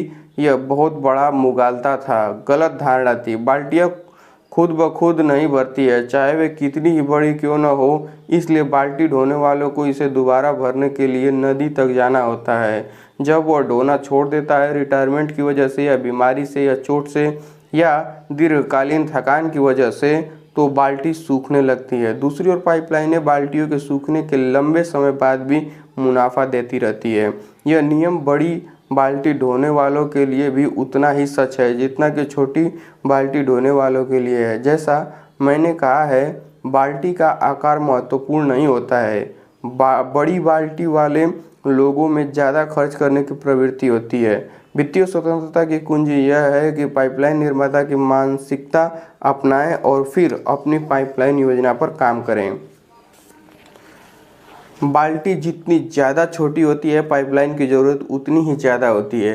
ढेर सारे पैसे कमाना वित्तीय स्वतंत्रता की गारंटी नहीं है, यह सिर्फ पाइपलाइनों से ही संभव है। अगर आप पाइपलाइन रणनीति नहीं अपनाते हैं तो आपकी बाल्टी अंततः सूख जाएगी। मैंने आपको डेरिल स्ट्रॉबेरी की कहानी एक बिंदु को अतिरंजित करने के लिए बताई है। देखिए, अगर डेरिल स्ट्रॉबेरी की इतनी बड़ी बाल्टी सूख सकती है तो आपकी बाल्टी का क्या होगा, इस बारे में सोचें। स्ट्रॉबेरी एक वेतन से दूसरे वेतन तक जीता था। आपकी स्थिति कैसी है? स्ट्रॉबेरी ने इस तरह का काम किया था मानो उसके बाल्टी ढोने वाले दिन कभी खत्म नहीं होंगे। आपकी स्थिति कैसी है? स्ट्रॉबेरी ने मूर्खता से पैसा खर्च किया और समय बर्बाद किया, जबकि वह इसका समझदारी से इस्तेमाल करके जीवन की डोर बना सकता था। आपकी स्थिति कैसी है? निश्चित रूप से स्ट्रॉबेरी ने कुछ बुरे विकल्प चुने जिनकी वजह से उसके बहुत सारे पैसे बर्बाद हुए, लेकिन उसका सबसे बुरा वित्तीय चुनाव यह था कि उसने कभी पाइपलाइन बनाने की कोशिश नहीं की। यह अक्षम्य है। वह सोच क्या रहा था? दूसरी ओर मार्गरेट ओ'डॉनेल जब बाल्टी ढो रही थी तब उसने समझदारी से पाइपलाइनें बना ली। जब उसके बाल्टी ढोने वाले दिन खत्म हुए तब भी उसकी पाइपलाइनें काम करती रही और पैसा बहकर उसके पास आता रहा। अब चुनने की आपकी बारी है। अब मैं आपसे पूछता हूँ, आप किसके जैसी आर्थिक स्थिति चाहेंगे, डेरिल स्ट्रॉबेरी की या मार्गरेट ओ'डॉनेल की? अगर जवाब मार्गरेट ओ'डॉनेल है तो आपको तुरंत ही अपनी पाइपलाइनें बनाना शुरू करने की ज़रूरत है। पाइपलाइनें जीवन की डोर इसलिए है क्योंकि वे लगातार खुद ब खुद काम करती रहती हैं। उन्हें समय समय पर देखभाल की ज़रूरत हो सकती है और मरम्मत की, शायद दोबारा बनाने की भी, लेकिन पाइपलाइनें साल दर साल आपको मुनाफा देती रहती हैं। संयोग नहीं बल्कि आपको विकल्पों से आपकी किस्मत तय होती है। डेरिल स्ट्रॉबेरी और मार्गरेट ओ'डॉनेल के पास एक विकल्प था। डेरिल स्ट्रॉबेरी ने बाल्टियों को चुना, मार्गरेट ओ'डॉनेल ने पाइपलाइनों को चुना। उन्होंने अपने विकल्प चुन लिए। अब विकल्प चुनने की आपकी बारी है। अध्याय 4, लीवरेज, पाइपलाइन के पीछे की शक्ति। एक बार जब पाइपलाइन पूरी हो गई तो पाब्लो को बाल्टी ढोकर पानी लाने की कोई ज़रूरत नहीं रह गई। पानी बहता रहता था, चाहे वह काम करे न करे। यह तब भी बहता था जब वह खाना खाता था, यह तब भी बहता था जब वह सोता था, यह वीकेंड पर भी बहता रहता था जब वह खेलता था। गांव में जितना ज़्यादा पानी बहकर आता था उतना ही ज़्यादा पैसा बहकर पाब्लो की जेब में आ जाता था। The parable of the pipeline से। लीवरेज एक जबरदस्त अवधारणा है, सभ्यता को बदलने वाली अवधारणा। वास्तव में लीवरेज के बिना इस समय पुस्तक अपने हाथों में नहीं होती। मुझे अपनी बात स्पष्ट करने दें। 1440 में योहानस गुटेनबर्ग नामक एक युवा जर्मन उद्यमी ने वाइन प्रेस को विश्व की पहली वाणिज्यिक प्रिंटिंग प्रेस में बदल दिया। उन्होंने गुटेनबर्ग बाइबल की 180 प्रतियां छापी और कुछ ही दिनों में वे सभी बिक गईं। गुटेनबर्ग की प्रिंटिंग प्रेस तुरंत सफल हो गई। कुछ ही दशकों में पूरे यूरोप में प्रिंटिंग प्रेसें कुकुरमुत्तों की तरह उग गई। 16वीं शताब्दी के मध्य तक यूरोप में 80 लाख पुस्तकें छप चुकी थी, जो पिछले हजारों सालों में प्रकाशित पुस्तकों से 10 गुना ज़्यादा संख्या थी। बाल्टी ढोने वालों की पुस्तकें बनाम पाइपलाइन निर्माताओं की पुस्तकें। गुटेनबर्ग प्रेस ने बाल्टियाँ ढोने वालों की पुस्तकों के पैराडाइम को तोड़ दिया। गुटेनबर्ग की प्रिंटिंग प्रेस के आने से पहले लेखक और मठवासी पुस्तकों की हाथ से नकल करते थे। हाथ से लिखकर पुस्तक तैयार करने में 1 या कई साल लग सकते थे। इसके अलावा वे इतनी महंगी होती थी कि सिर्फ राजघराने उन्हें खरीद सकते थे। गुटेनबर्ग ने इन सब को बदल दिया। प्रिंटिंग प्रेस में प्रिंटर जब एक बार मूवेबल टाइप सेट कर देता था तो इसके बाद वह आसानी से हजारों हुबहू प्रतियां छाप सकता था। प्रिंटिंग प्रेस ने प्रिंटर के समय और धन की लीवरेजिंग करके उसकी उत्पादकता को बहुत ज़्यादा बढ़ा दिया। बाल्टी ढोने वालों के पुस्तकों के मॉडल में प्रयास और परिणाम के बीच 1:1 का अनुपात होता है। 1 घंटे के प्रयास से 1 घंटे का परिणाम उत्पन्न होता है। अगर किसी लेखक को हाथ से 1 पेज नकल करने में 1 दिन लगता है तो 100 पेज की पुस्तक लिखने में उसे 100 दिन लगेंगे। प्रिंटिंग प्रेस का आगमन, पाइपलाइन बनाने वाला मॉडल। आइए मान लेते हैं कि 16वीं सदी के प्रिंटर को 1 पेज की टाइप सेटिंग करने में 1 दिन लगता है। तो दिन खत्म होने तक वह केवल एक प्रिंटर प्रूफ कॉपी तैयार कर सकता है। लेकिन जरा देखें कि दूसरे दिन क्या हुआ। प्रिंटर काम पर आया और उसने 100 प्रतियां छाप दी। दूसरे शब्दों में प्रिंटर 2 ही दिनों में इतना उत्पादन कर सकता है जिसमें लेखक को 100 दिन का समय लग जाता है। यही लीवरेज की शक्ति है। पाइपलाइन निर्माता मॉडल में प्रयास और परिणाम का आपसी अनुपात अब 1 पर 1 का नहीं रह जाता है।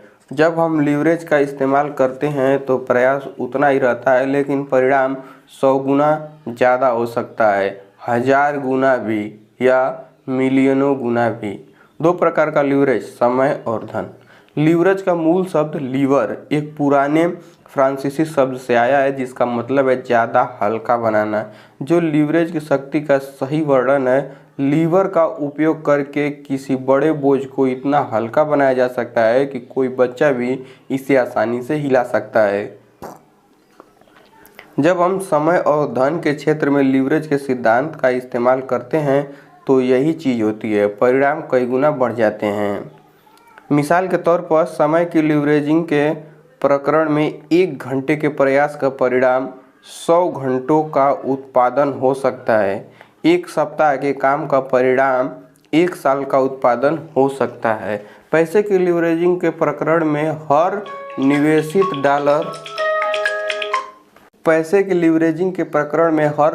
डॉलर समय के साथ चक्रवृद्धि हो सकता है और अंततः शुरुआती निवेश से कई गुना हो सकता है। लीवरेज के आदर्श उदाहरण। प्रिंटिंग प्रेस इस बात का उदाहरण है कि लोग अपने समय, धन और प्रयासों की लीवरेजिंग कैसे कर सकते हैं। लीवरेज पैसे की एक इकाई के बदले समय की एक इकाई के समीकरण को तोड़ देता है। लीवरेज लोगों को ज़्यादा मेहनत के बजाय ज़्यादा चतुराई से काम करने की अनुमति देता है। यही हर पाइपलाइन के पीछे की शक्ति है। समय की लीवरेजिंग का आदर्श उदाहरण कर्मचारियों को नियुक्त करना है। आइए मान लेते हैं कि आप एक रेस्तरां खोलना चाहते हैं। आपके लिए यह संभव नहीं है कि आप मेज़बान, वेटर, शेफ, बर्तन धोने वाले और बुककीपर के रूप में काम करें और इसके बावजूद एक लाभदायक व्यवसाय चलाएं। आप एक समय में सिर्फ एक ही जगह पर रह सकते हैं, इसलिए आप निश्चित काम करने के लिए लोगों को नौकरी पर रखते हैं। यदि आप अपने 10 लोगों के स्टाफ को प्रति घंटे औसतन $10 देते हैं तो आप प्रति घंटे $100 वेतन में दे रहे हैं। यदि आपका रेस्तरां प्रति घंटे औसतन $1000 कमाता है तो खर्च निकालने के बाद सारा पैसा आपकी जेब में जाता है। पैसे की लीवरेजिंग करना। पैसे की लीवरेजिंग का आदर्श उदाहरण शेयर बाजार में निवेश करना है। निसंदेह आपने वॉरेन बफे के बारे में सुना होगा। वे वॉल स्ट्रीट की एक जीवित किंवदंती और संसार के दूसरे या तीसरे सबसे अमीर आदमी हैं। उन्होंने अपनी दौलत पुरातन पंथी तरीके से बनाई है। उन्होंने दूसरे लोगों के पैसे की लीवरेजिंग की और इस प्रक्रिया में खुद को तथा अपने निवेशकों को अमीर बना दिया। कितने अमीर, इसकी जांच कर ले। यदि आप 1965 में बफे की कंपनी बर्कशायर हैथवे के शेयरों में $10,000 का निवेश करते और इसे साल दर साल बढ़ने देते तो 1998 तक आपके निवेश का मूल्य अपने दिल को संभालने $51 मिलियन होता। वाह! आप इस पाइपलाइन के मालिक बनना कितना ज़्यादा पसंद करते। 35 साल पहले बर्कशायर हैथवे का एक शेयर सिर्फ $19 में मिलता था। 1998 के अंत तक वह एक शेयर $70,000 में मिलता है, जिसका मतलब है कि आप अगर 1965 में $300 का निवेश करते तो आज आप $1 मिलियन के मालिक होते। अविश्वसनीय। पाइपलाइनें बनाने लायक हैं। अब क्या आप लीवरेज की शक्ति को समझ गए हैं। बर्कशायर हैथवे का शेयर इस बात का जीता जागता प्रमाण है कि लीवरेज की बदौलत प्रयास के अनुपात में बहुत भारी परिणाम मिलते हैं। इस बारे में सोचिए, 1965 में $300 इकट्ठे करने में कितना प्रयास करना पड़ता। 2 या 3 दिन तक काम, ज़्यादा से ज़्यादा शायद 1 सप्ताह का काम। ज़रा कल्पना करें, एक बार $300 का निवेश करने के बाद आपको कोई काम नहीं करना पड़ता, क्योंकि आपकी पाइपलाइनें पहले ही बन चुकी थी। आपको बस कभी कभार अखबार में शेयर के भाव देखने का काम जरूर करना था। खुद से पूछें, क्या यह बेहतरीन नहीं होता अगर आप अंगुली उठाए बिना भी $300 को $1 मिलियन में बदल सकते। क्या आप देख सकते हैं कि लीवरेज का समझदारी भरा इस्तेमाल किस तरह थोड़े से पैसे या थोड़े से समय को 1000 गुना बढ़ा सकता है। क्या ऐसी प्रणाली खोजने में समझदारी नज़र नहीं आती जिसके जरिए आप $1 को $100 में बदल सकते या 1 घंटे को 100 घंटों में? क्या यह बेहतरीन नहीं रहेगा कि आप एक बार काम करें और बाकी का काम लीवरेज को करने दें? दोस्तों, अगर आप लीवरेज के लाभों का आनंद लेना चाहते हैं तो आपको भी वह करने की ज़रूरत है कि पाब्लो और वॉरेन बफेट जैसे पाइपलाइन निर्माताओं ने किया। अपने समय और धन की लीवरेजिंग करने की प्रणाली आज ही खोजें और आने वाले कल में एक बड़े पुरस्कार का आनंद लें। अध्याय 5, पैसे का लीवरेज। पाम बीच पाइपलाइन। जरा सोचो, पाब्लो ने आगे कहा, हम उन पाइपलाइनों से गुजरने वाले 1 गैलन पानी के बदले में थोड़े पैसे ले सकते हैं। पाइपलाइनों से जितना ज़्यादा पानी बहेगा हमारी जेब में भी उतना ही ज़्यादा पैसा बहकर आ जाएगा। मैंने जो पाइपलाइन बनाई है वह सपने का अंत नहीं है, यह तो सिर्फ शुरुआत है। The parable of the pipeline से एक कहानी है कि चीन का एक प्राचीन सम्राट शतरंज नामक एक नए खेल से प्रेम करने लगा। सम्राट ने शतरंज इजाद करने वाले को पुरस्कार देने का निर्णय लिया।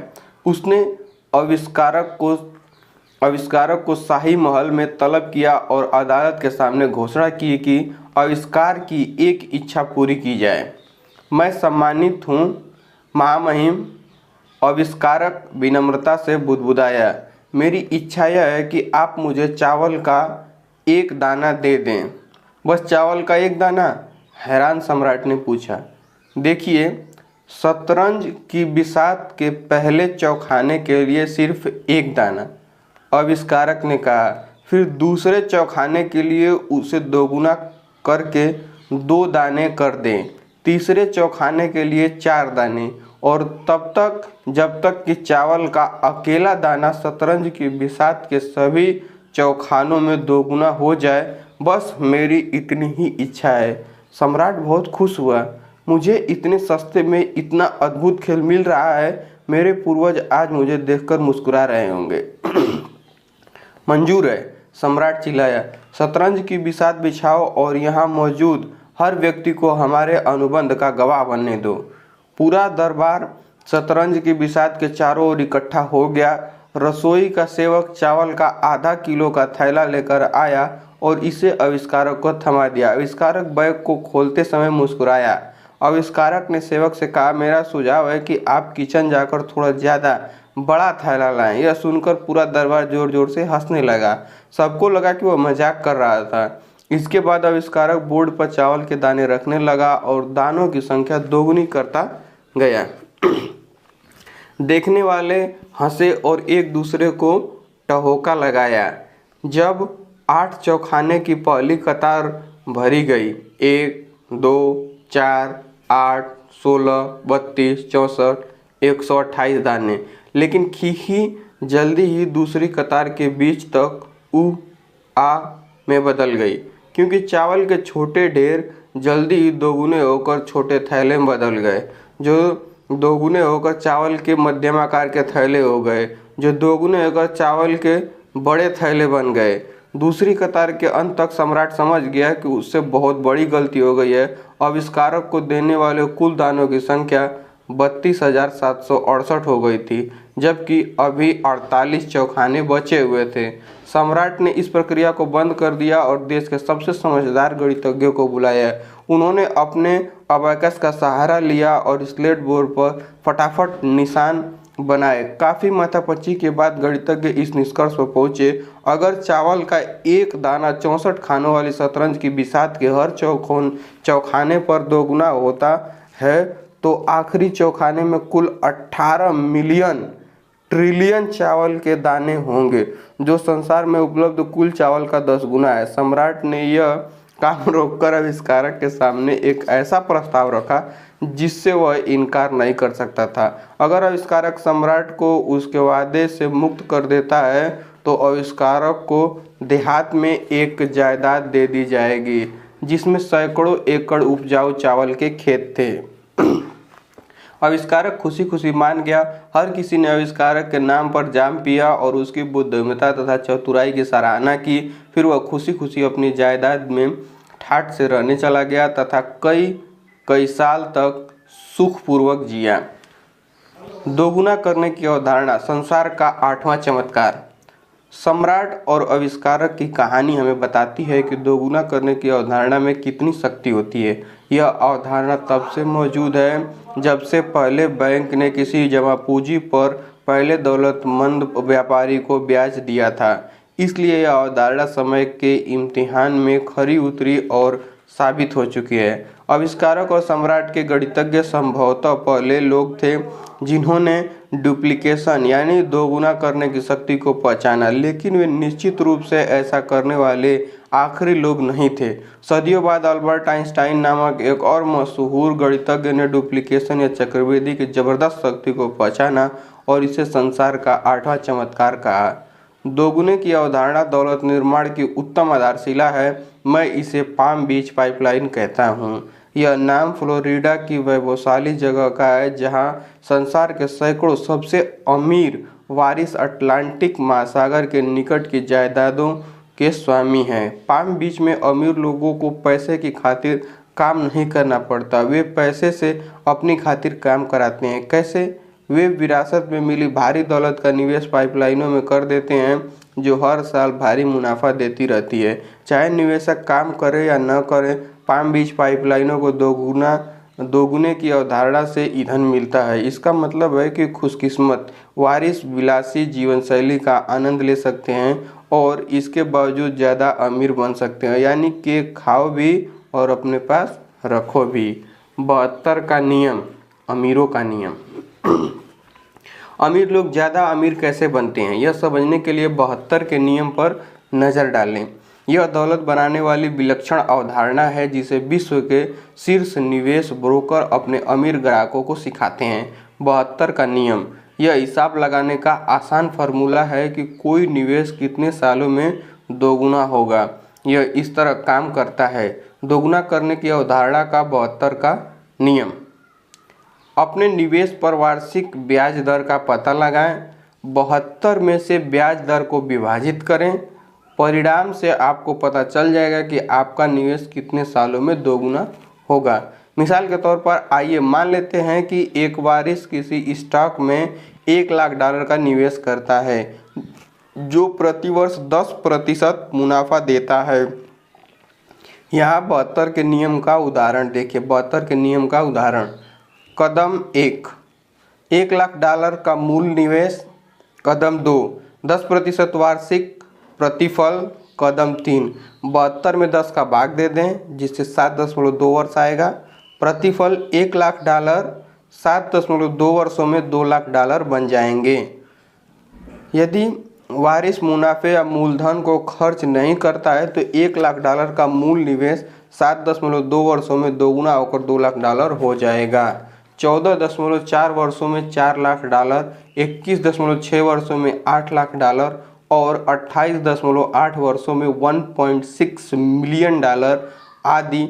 जैसा आप देख सकते हैं, पैसे को जितने ज़्यादा समय तक चक्रवृद्धि होने दिया जाता है, पाइपलाइन का आकार उतना ही ज़्यादा बड़ा हो जाता है। चक्रवृद्धि की शक्ति की लीवरेजिंग करके जो लोग विरासत में $1 मिलियन की संपत्ति पाते हैं वे शाही ढंग से जी सकते हैं और अपने बच्चों के लिए उससे भी ज़्यादा संपत्ति छोड़ सकते हैं। चक्रवृद्धि का जादू ही वह कारण है जिसकी बदौलत केनेडी, ड्यूपॉन्ट, फायरस्टोन, फोर्ड, रॉकेफेलर और गेटी नामक हजारों वारिस जीवन भर विलासिता में जिएंगे, फिर भी उनकी दौलत कभी नहीं सूखेगी। वास्तव में उनकी बाल्टी कभी नहीं सूखती है क्योंकि पाइपलाइन दशकों तक लगातार काम करती रहती है। यह जैसे यूरोप में रॉथस्चाइल्ड वारिसों के मामले में है 2 सदियों से ज़्यादा समय से।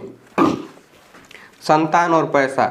सौभाग्य से पैसे के लीवरेजिंग वाली पाइपलाइनें केवल अमीर लोगों के लिए सुरक्षित नहीं है, सामान्य लोग भी दोगुने की अवधारणा का लाभ ले सकते हैं। जैसा हम मार्गरेट ओ'डॉनेल के उदाहरण से जानते हैं, कम वेतन वाली स्कूल टीचर जिन्होंने शेयर बाजार में अपने पैसे की लीवरेजिंग करके कई मिलियन डॉलर जमा कर लिए थे, तो सामान्य लोग अपने पैसे की लीवरेजिंग करके दीर्घकालीन पाइपलाइन कैसे बना सकते हैं? इस प्रश्न का जवाब देने का सबसे अच्छा तरीका आपको माइकल जे सल्स की किड्स एंड मनी नामक शक्तिशाली छोटी पुस्तक के बारे में बताना है। वास्तव में इस पुस्तक को पीपल एंड मनी शीर्षक दिया जा सकता है क्योंकि सल्स के बताए सिद्धांत बच्चों और बुजुर्गों दोनों पर लागू होते हैं। वॉल स्ट्रीट के पूर्व ब्रोकर सल्स 4 संतानों के पिता हैं।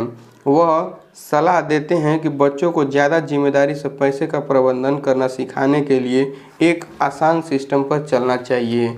वे यह सुझाव देते हैं कि अभिभावक प्लास्टिक के 3 जार लें, वे पहले जार पर खर्च करें और दान दें, लेबल लगाएं, दूसरे जार पर बचाएं लिखें और तीसरे जार पर निवेश करें लिखें। जब माता पिता अपने बच्चों को सप्ताह के लिए उनका जेब खर्च दें तो वे पैसे को 3 जारों में बराबर बराबर बांट दें। खर्च करें और दान दें। जार तुरंत खर्च के लिए है, बबल गम, बेसबॉल कार्ड आदि। यही वह पैसा है जो दान और परोपकार के लिए इस्तेमाल किया जाता है। बचत करें। जार ज़्यादा बड़ी चीज़ों का खर्च करने के लिए होता है, जैसे नई सीडी या वीडियो गेम। निवेश करें।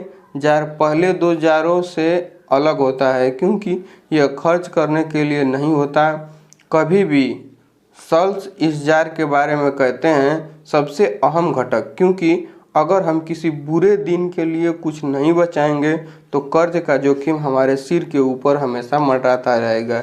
जो वयस्क दीर्घकालीन निवेश पाइपलाइनें बनाने के बारे में गंभीर है, उन्होंने 3 जार के सिस्टम के अनुसार अपने पैसों का प्रबंधन शुरू करना चाहिए, लेकिन उन्हें अपना पैसा जार में रखने के बजाय बैंक और ब्रोकरेज खातों में रखना चाहिए। वयस्क और पैसे का सिस्टम। सबसे पहले खुद को भुगतान करें। अमीर लोगों की तरह अपने पैसे की लीवरेजिंग करने की कुंजी का एक आसान उपाय है हर महीने सबसे पहले नियम से निवेश खातों में पैसे डालकर खुद को पैसे दें और फिर उस पैसों को चक्रवृद्धि होने के लिए छोड़ दें। अपनी निवेश पाइपलाइन में पैसे डालने का सबसे अच्छा तरीका यह है कि हर महीने अपनी आमदनी की बाल्टी में से थोड़ा पैसा निकालें और इसे अपनी पाइपलाइन में जमा कर दें। सामान्य लोग किस तरह मिलेनियर बनते हैं? बड़ी बुरी बात थी कि हम अमीर अभिभावक चुनने में सक्षम नहीं थे। अगर ऐसा होता तो हमें अनिवार्य बचत योजनाओं और वेतन की स्वचालित कटौतियों की चिंता नहीं करनी पड़ती।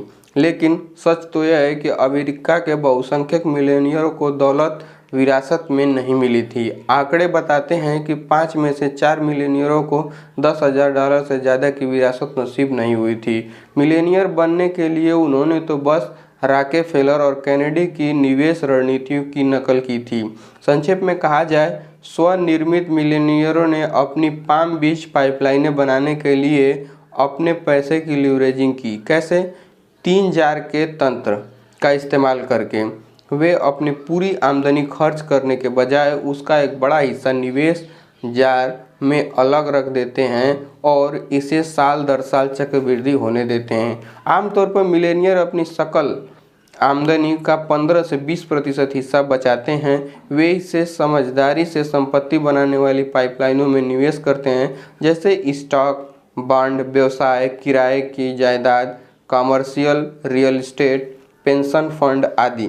इसलिए ज़्यादातर मिलेनियर 50-60 की उम्र तक $1,000,000 की लकीर नहीं छू पाते हैं।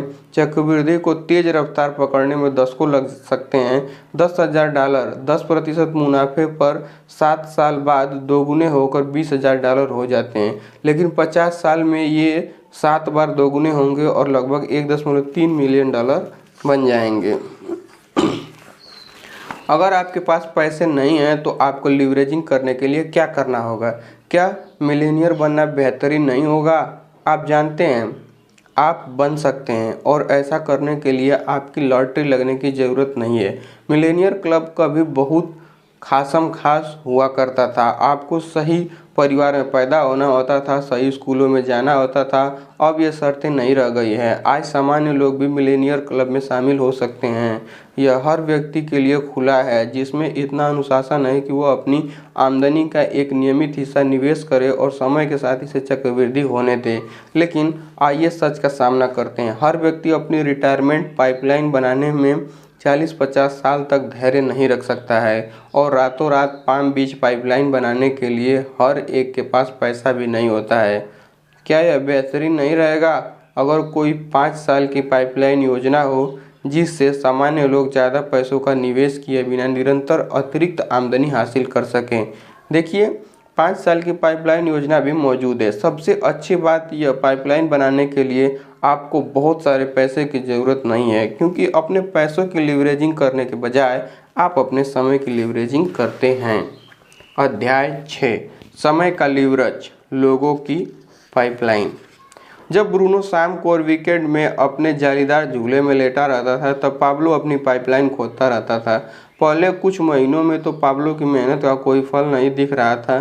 काम मुश्किल था, ब्रूनो के काम से भी ज़्यादा मुश्किल, क्योंकि पाब्लो शाम को और वीकेंड में भी काम कर रहा था। लेकिन पाब्लो खुद को बार बार याद दिलाता था कि कल के सपने आज के त्याग से ही साकार होते हैं। हर दिन वह खुदाई करता रहा, एक बार में 1 इंच।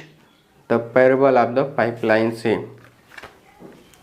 एक पुरानी अपलासियन अभिव्यक्ति है जो पैसे के लीवरेज और समय के लीवरेज के फर्क का सार बताती है।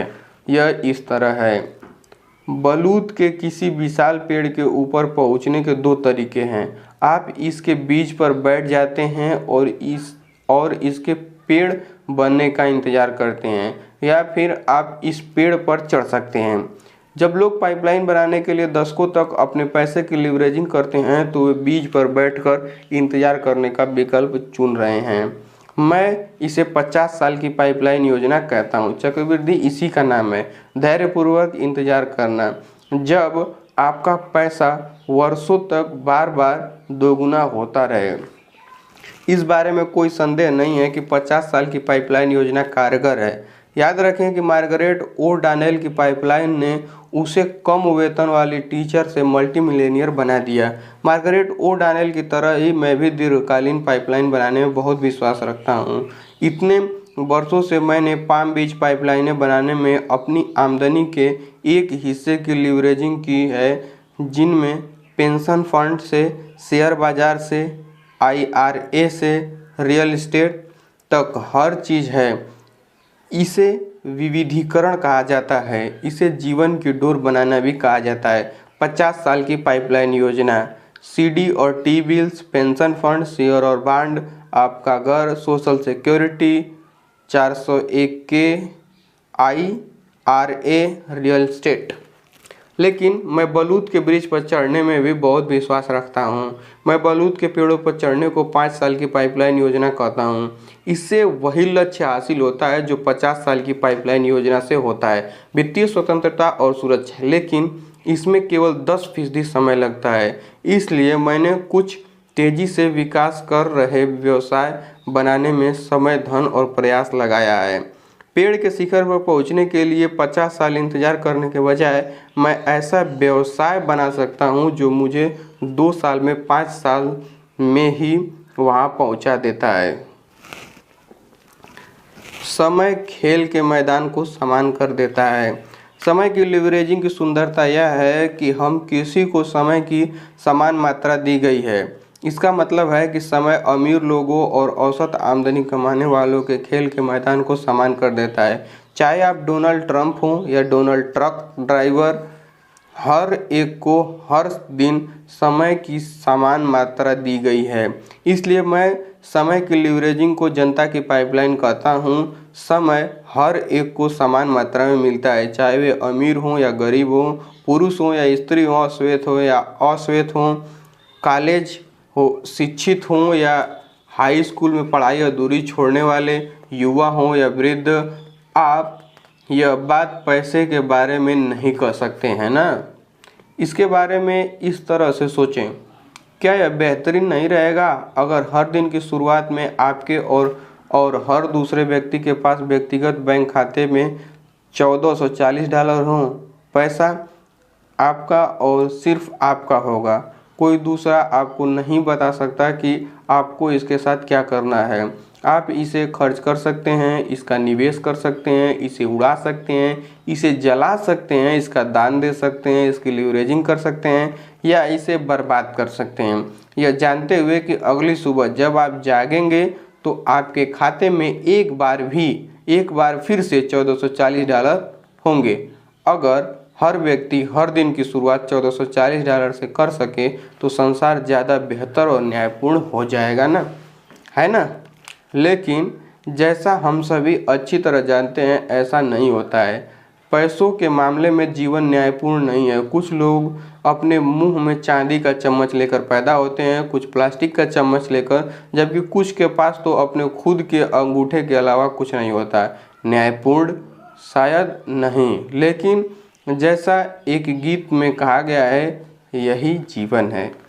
हम हर दिन $1440 के बैंक खाते से शुरू नहीं कर सकते, यह तो पक्की बात है। जहाँ तक समय का सवाल है, यह एक अलग मसला है। हम सभी के पास हर दिन की शुरुआत में समय के खाते में 1440 मिनट होते हैं।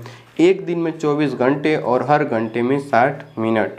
चूँकि हम सभी को समय की समान मात्रा मिलती है, इसलिए जो लोग वेतन से वेतन तक जीते हैं और जो लोग वित्तीय दृष्टि से स्वतंत्र होते हैं, उनमें फ़र्क बस इतना होता है कि वे अपने 1440 मिनट का कैसे इस्तेमाल करते हैं।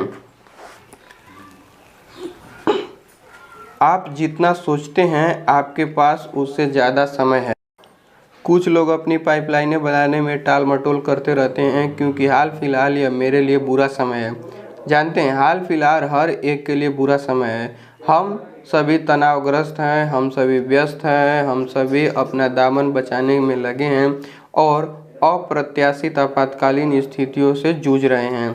इन बुरे समयों के लिए एक शब्द है, इसे जीवन कहा जाता है। कुछ लोग X, Y या Z करने के लिए आदर्श समय का इंतजार करने में अपना पूरा जीवन बर्बाद कर देते हैं। देखिए, वे इंतजार करते करते मर जाएंगे, क्योंकि आदर्श समय जैसी कोई चीज़ नहीं होती। अगर कोई आपसे कहे कि अगर आप साल में हर दिन 2 घंटे तक एक कोने में बैठकर बुनाई करें और इसके बदले में वो आपको $1 मिलियन देगा, तो आप बुनाई करने के लिए समय निकाल ही लेंगे, है ना। इससे कोई फ़र्क नहीं पड़ेगा कि खेलते समय आपके बेटे के हाथ में फ्रैक्चर हो गया है या आपकी कार ऑफिस के बाद चालू नहीं हुई। $1 मिलियन गंवाने के बजाय आप बुनाई करने के लिए 2 घंटे का समय निकाल लेंगे, चाहे समय आदर्श हो या न हो। हास्यकार आर्ट बुकवाल्ड ने इसे इस तरह कहा है, चाहे यह सबसे अच्छा समय हो या सबसे बुरा समय हो, यह इकलौता समय है जो हमें मिला है। अफसोस की बात यह है कि ज़्यादातर लोग समय का महत्व नहीं समझते हैं, खास तौर पर समय की छोटी मात्राओं का। हम मिनटों और घंटों के बजाय समय को दिनों, सप्ताहों और वर्षों में मापने के आदी होते हैं। हम सोमवार से शुक्रवार तक 9 से 5 तक काम करते हैं। हम मासिक कैलेंडर के अनुसार अपने जीवन की योजना बनाते हैं। हम अपने जन्मदिन और सालगिरह साल में एक बार मनाते हैं। लेकिन समय के बारे में अद्भुत चीज़ यह है कि हर दिन कुछ मिनट यहाँ और कुछ मिनट वहाँ मिलकर बहुत बड़े कालखंड बन सकते हैं। मिसाल के तौर पर, क्या आप जानते हैं कि सामान्य व्यक्ति अपने जीवन काल में खाने में कितना समय खर्च करता है? आपका अंदाज़ा क्या है? 1 साल, 2 साल? जवाब है 6 साल। क्या यह आश्चर्यजनक नहीं है? कुछ अन्य छोटे दैनिक काम हैं जो मिलकर भारी कालखंड बन जाते हैं। कुल समय जो हम अपने जीवन काल में छोटे दैनिक कामों में खर्च करते हैं: 6 साल खाना, 5 साल लाइन में इंतज़ार करना, 4 साल मकान साफ करना, 3 साल भोजन तैयार करना, 2 साल फ़ोन कॉल का जवाब देने की कोशिश करना, 1 साल गुम चीज़ों को खोजना, 8 महीने जंक मेल खोलना, 6 महीने लाल बत्ती पर रुकना। मेरी तालिका के अनुसार यह पूरे जीवन में लगभग 22 साल का समय है। इससे यह साबित होता है कि 15 मिनट यहाँ, आधा घंटा वहाँ, 2 घंटे वहाँ मिलकर बहुत बड़े कालखंड बन सकते हैं। कुछ घंटे कुछ महीनों में बदल सकते हैं। जरा एक पल के लिए सोचें कि हम अपने जीवन में क्या हासिल कर सकते हैं अगर हम हर शाम को 2 घंटे और वीकेंड के दौरान कोई उद्देश्यपूर्ण चीज़ करने में समय लगाएं। और जैसे पाइपलाइन बनाना, अगर आप हर कामकाजी दिन में 2 घंटे अलग रख दें, मान लेते हैं सुबह काम के पहले 1 घंटा और शाम को 1 घंटा, फिर शनिवार तथा रविवार को 3 और घंटे, तो आप अपनी एक सप्ताह की दिनचर्या में उत्पादक समय के 16 घंटे जोड़ सकते हैं। 16 घंटे एक सप्ताह और साल में 50 सप्ताह के हिसाब से साल में कुल 800 अतिरिक्त घंटे, जिसका मतलब है 8 घंटे के 100 दिन या पूरे साल में 3 महीने और 10 दिन के कामकाजी दिन। और हर साल उत्पादक समय के 3 अतिरिक्त महीने पाने के लिए आपने हर दिन केवल 2 घंटे ही अलग रखे थे। आश्चर्यजनक है ना? समय धन है। अब मैं आपको एक छोटा सा रहस्य बताने जा रहा हूँ। खाली समय का उत्पादकता से इस्तेमाल करना ही इस रहस्य की कुंजी है कि सफल लोगों के पास जीवन में ज़्यादा क्यों होता है, वे ज़्यादा क्यों करते हैं और उन्हें ज़्यादा क्यों हासिल होता है। क्या आप सोचते हैं कि बिल गेट्स हर शाम को 5 बजे घर लौटते हैं और 7 घंटे तक टीवी देखते हैं जैसा कि सामान्य अमेरिकी पुरुष करता है? मुझे ऐसा नहीं लगता। वॉल स्ट्रीट जर्नल में हाल में छपा एक लेख बताता है कि उत्तर अमेरिका में शीर्ष 10% आमदनी कमाने वाले लोग सप्ताह में औसतन 52 घंटे काम करते हैं, जबकि 10% सबसे कम कमाने वाले लोग सप्ताह में केवल 45 घंटे काम करते हैं। न सिर्फ शीर्ष 10% आमदनी कमाने वाले ज़्यादा समय काम करते हैं, बल्कि वे ज़्यादा चतुराई से भी काम करते हैं। दूसरे शब्दों में, वे अपने समय की अदला बदली डॉलरों से नहीं करते। ऐसा नहीं हो सकता कि आप किसी कन्वीनियंस स्टोर में जाएं और माइकल जॉर्डन को काउंटर के पीछे ग्राहकों को लॉटरी टिकट तथा बियर के क्वार्ट बेचते देखें। कामकाज के हर क्षेत्र में सफल लोग अपने समय को महत्व देते हैं और वे अपने समय की लीवरेजिंग करने के हर अवसर की तलाश करते रहते हैं। बर्बाद मत करो, कभी मत रखो। लोग अक्सर मुझसे पूछते हैं कि जब इस समय सब कुछ अच्छा और सही चल रहा है तो वे पाइपलाइन बनाने में समय और प्रयास क्यों लगाएं। वे कहते हैं कि ऑफिस में मेहनत भरे दिन के बाद उन्हें आराम करने का पूरा हक है। वे सोफे पर पसरकर और सोने तक टीवी देखकर खुद को पुरस्कार देते हैं। वे मुझसे कहते हैं ज़िंदगी अच्छी तरह चल रही है, अच्छी नौकरी मिली है, बैंक में कुछ पैसे हैं, बच्चे स्कूल में अच्छा प्रदर्शन कर रहे हैं, ज़्यादा मेहनत करने की ज़रूरत नहीं है। मैं उनसे कहता हूं कि जब चीज़ें बेहतरीन हो रही है तभी अपनी पाइपलाइन बनाने का समय होता है। इससे बेहतर समय दूसरा नहीं होता है। क्यों? क्योंकि जब परिस्थितियां बदलती हैं तो हो सकता है कि तब तक बहुत ज़्यादा देर हो जाए। फिर मैं उन्हें पुराना मजाक सुनाता हूँ। एक आदमी एक शानदार होटल की 30वीं मंजिल पर खड़ा होकर मैनहट्टन के सेंट्रल पार्क को देखना चाहता था। उसने शेड हटाए और नज़ारे का आनंद लेने के लिए खिड़की खोली। जब उसने खिड़की के बाहर झाँका तो वह चौंक गया कि एक आदमी ऊपर से नीचे गिर रहा था और उसकी खिड़की के पास से नीचे जा रहा था। उसने गिरते आदमी से पूछा, कैसे हो? अच्छी तरह से हूँ अब तक, जवाब मिला। मुद्दे की बात यह है कि इस संसार में बहुत से बाल्टी ढोने वाले हैं जो अच्छी तरह से हैं अब तक, लेकिन वे इस मुक्त गिरने की अवस्था में हमेशा नहीं रह सकते। जब तक लोग डॉलर के बदले समय की अदला बदली करते हैं तब तक उनके जीवन में कोई सुरक्षा जाल नहीं होता है। क्यों? क्योंकि जब वे बीमारी या चोट या छंटनी की वजह से समय नहीं दे पाएंगे तो उनका वेतन रुक जाएगा। बाल्टी ढोने वालों के लिए वेतन न मिलने का मतलब है कोई सुरक्षा नहीं।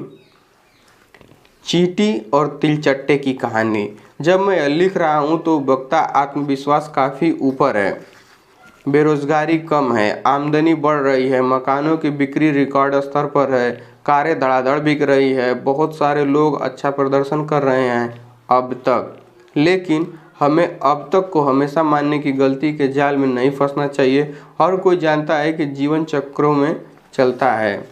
अर्थव्यवस्था भी हाल फिलहाल कारोबारी चक्र इसके शिखर के करीब है। आपका व्यक्तिगत जीवन चक्र भी उच्चतम शिखर पर हो सकता है, लेकिन जो ऊपर जाता है उसे नीचे आना ही होगा, और जब लोग नीचे आने लगते हैं तो उनमें से कुछ लोग कुछ कठोर वास्तविकताओं से टकराएंगे। छटनी, करियर में बदलाव, क्रेडिट कार्ड, कर्ज, आपातकालीन बीमारियां, बुजुर्ग अभिभावकों के लिए नर्सिंग होम केयर। चतुर लोग समझते हैं कि उनके घोंसले में पंख लगाने का सबसे अच्छा समय तभी होता है जब कारोबार तेजी पर हो। चतुर लोग मंदी शुरू होने के बाद नहीं, बल्कि उससे पहले ही सुरक्षा जाल बना लेते हैं। इसलिए मैं लोगों से कहता हूं कि उनकी पाइपलाइनें बनाने का सर्वश्रेष्ठ समय आज है, तब नहीं जब अर्थव्यवस्था ढलान पर फिसलने लगे। यह चींटी और तिलचट्टे के किस्से जैसी है। चींटी पाइपलाइन निर्माता थी। वह अपने गर्मी के दिनों के एक हिस्से में आने वाले जाड़ों के लिए अनाज इकट्ठा करती थी। वह गर्मी में भी आनंद लेती थी, लेकिन वह इतनी समझदार थी कि अपनी पाइपलाइन बनाने में थोड़ा समय लगाती थी।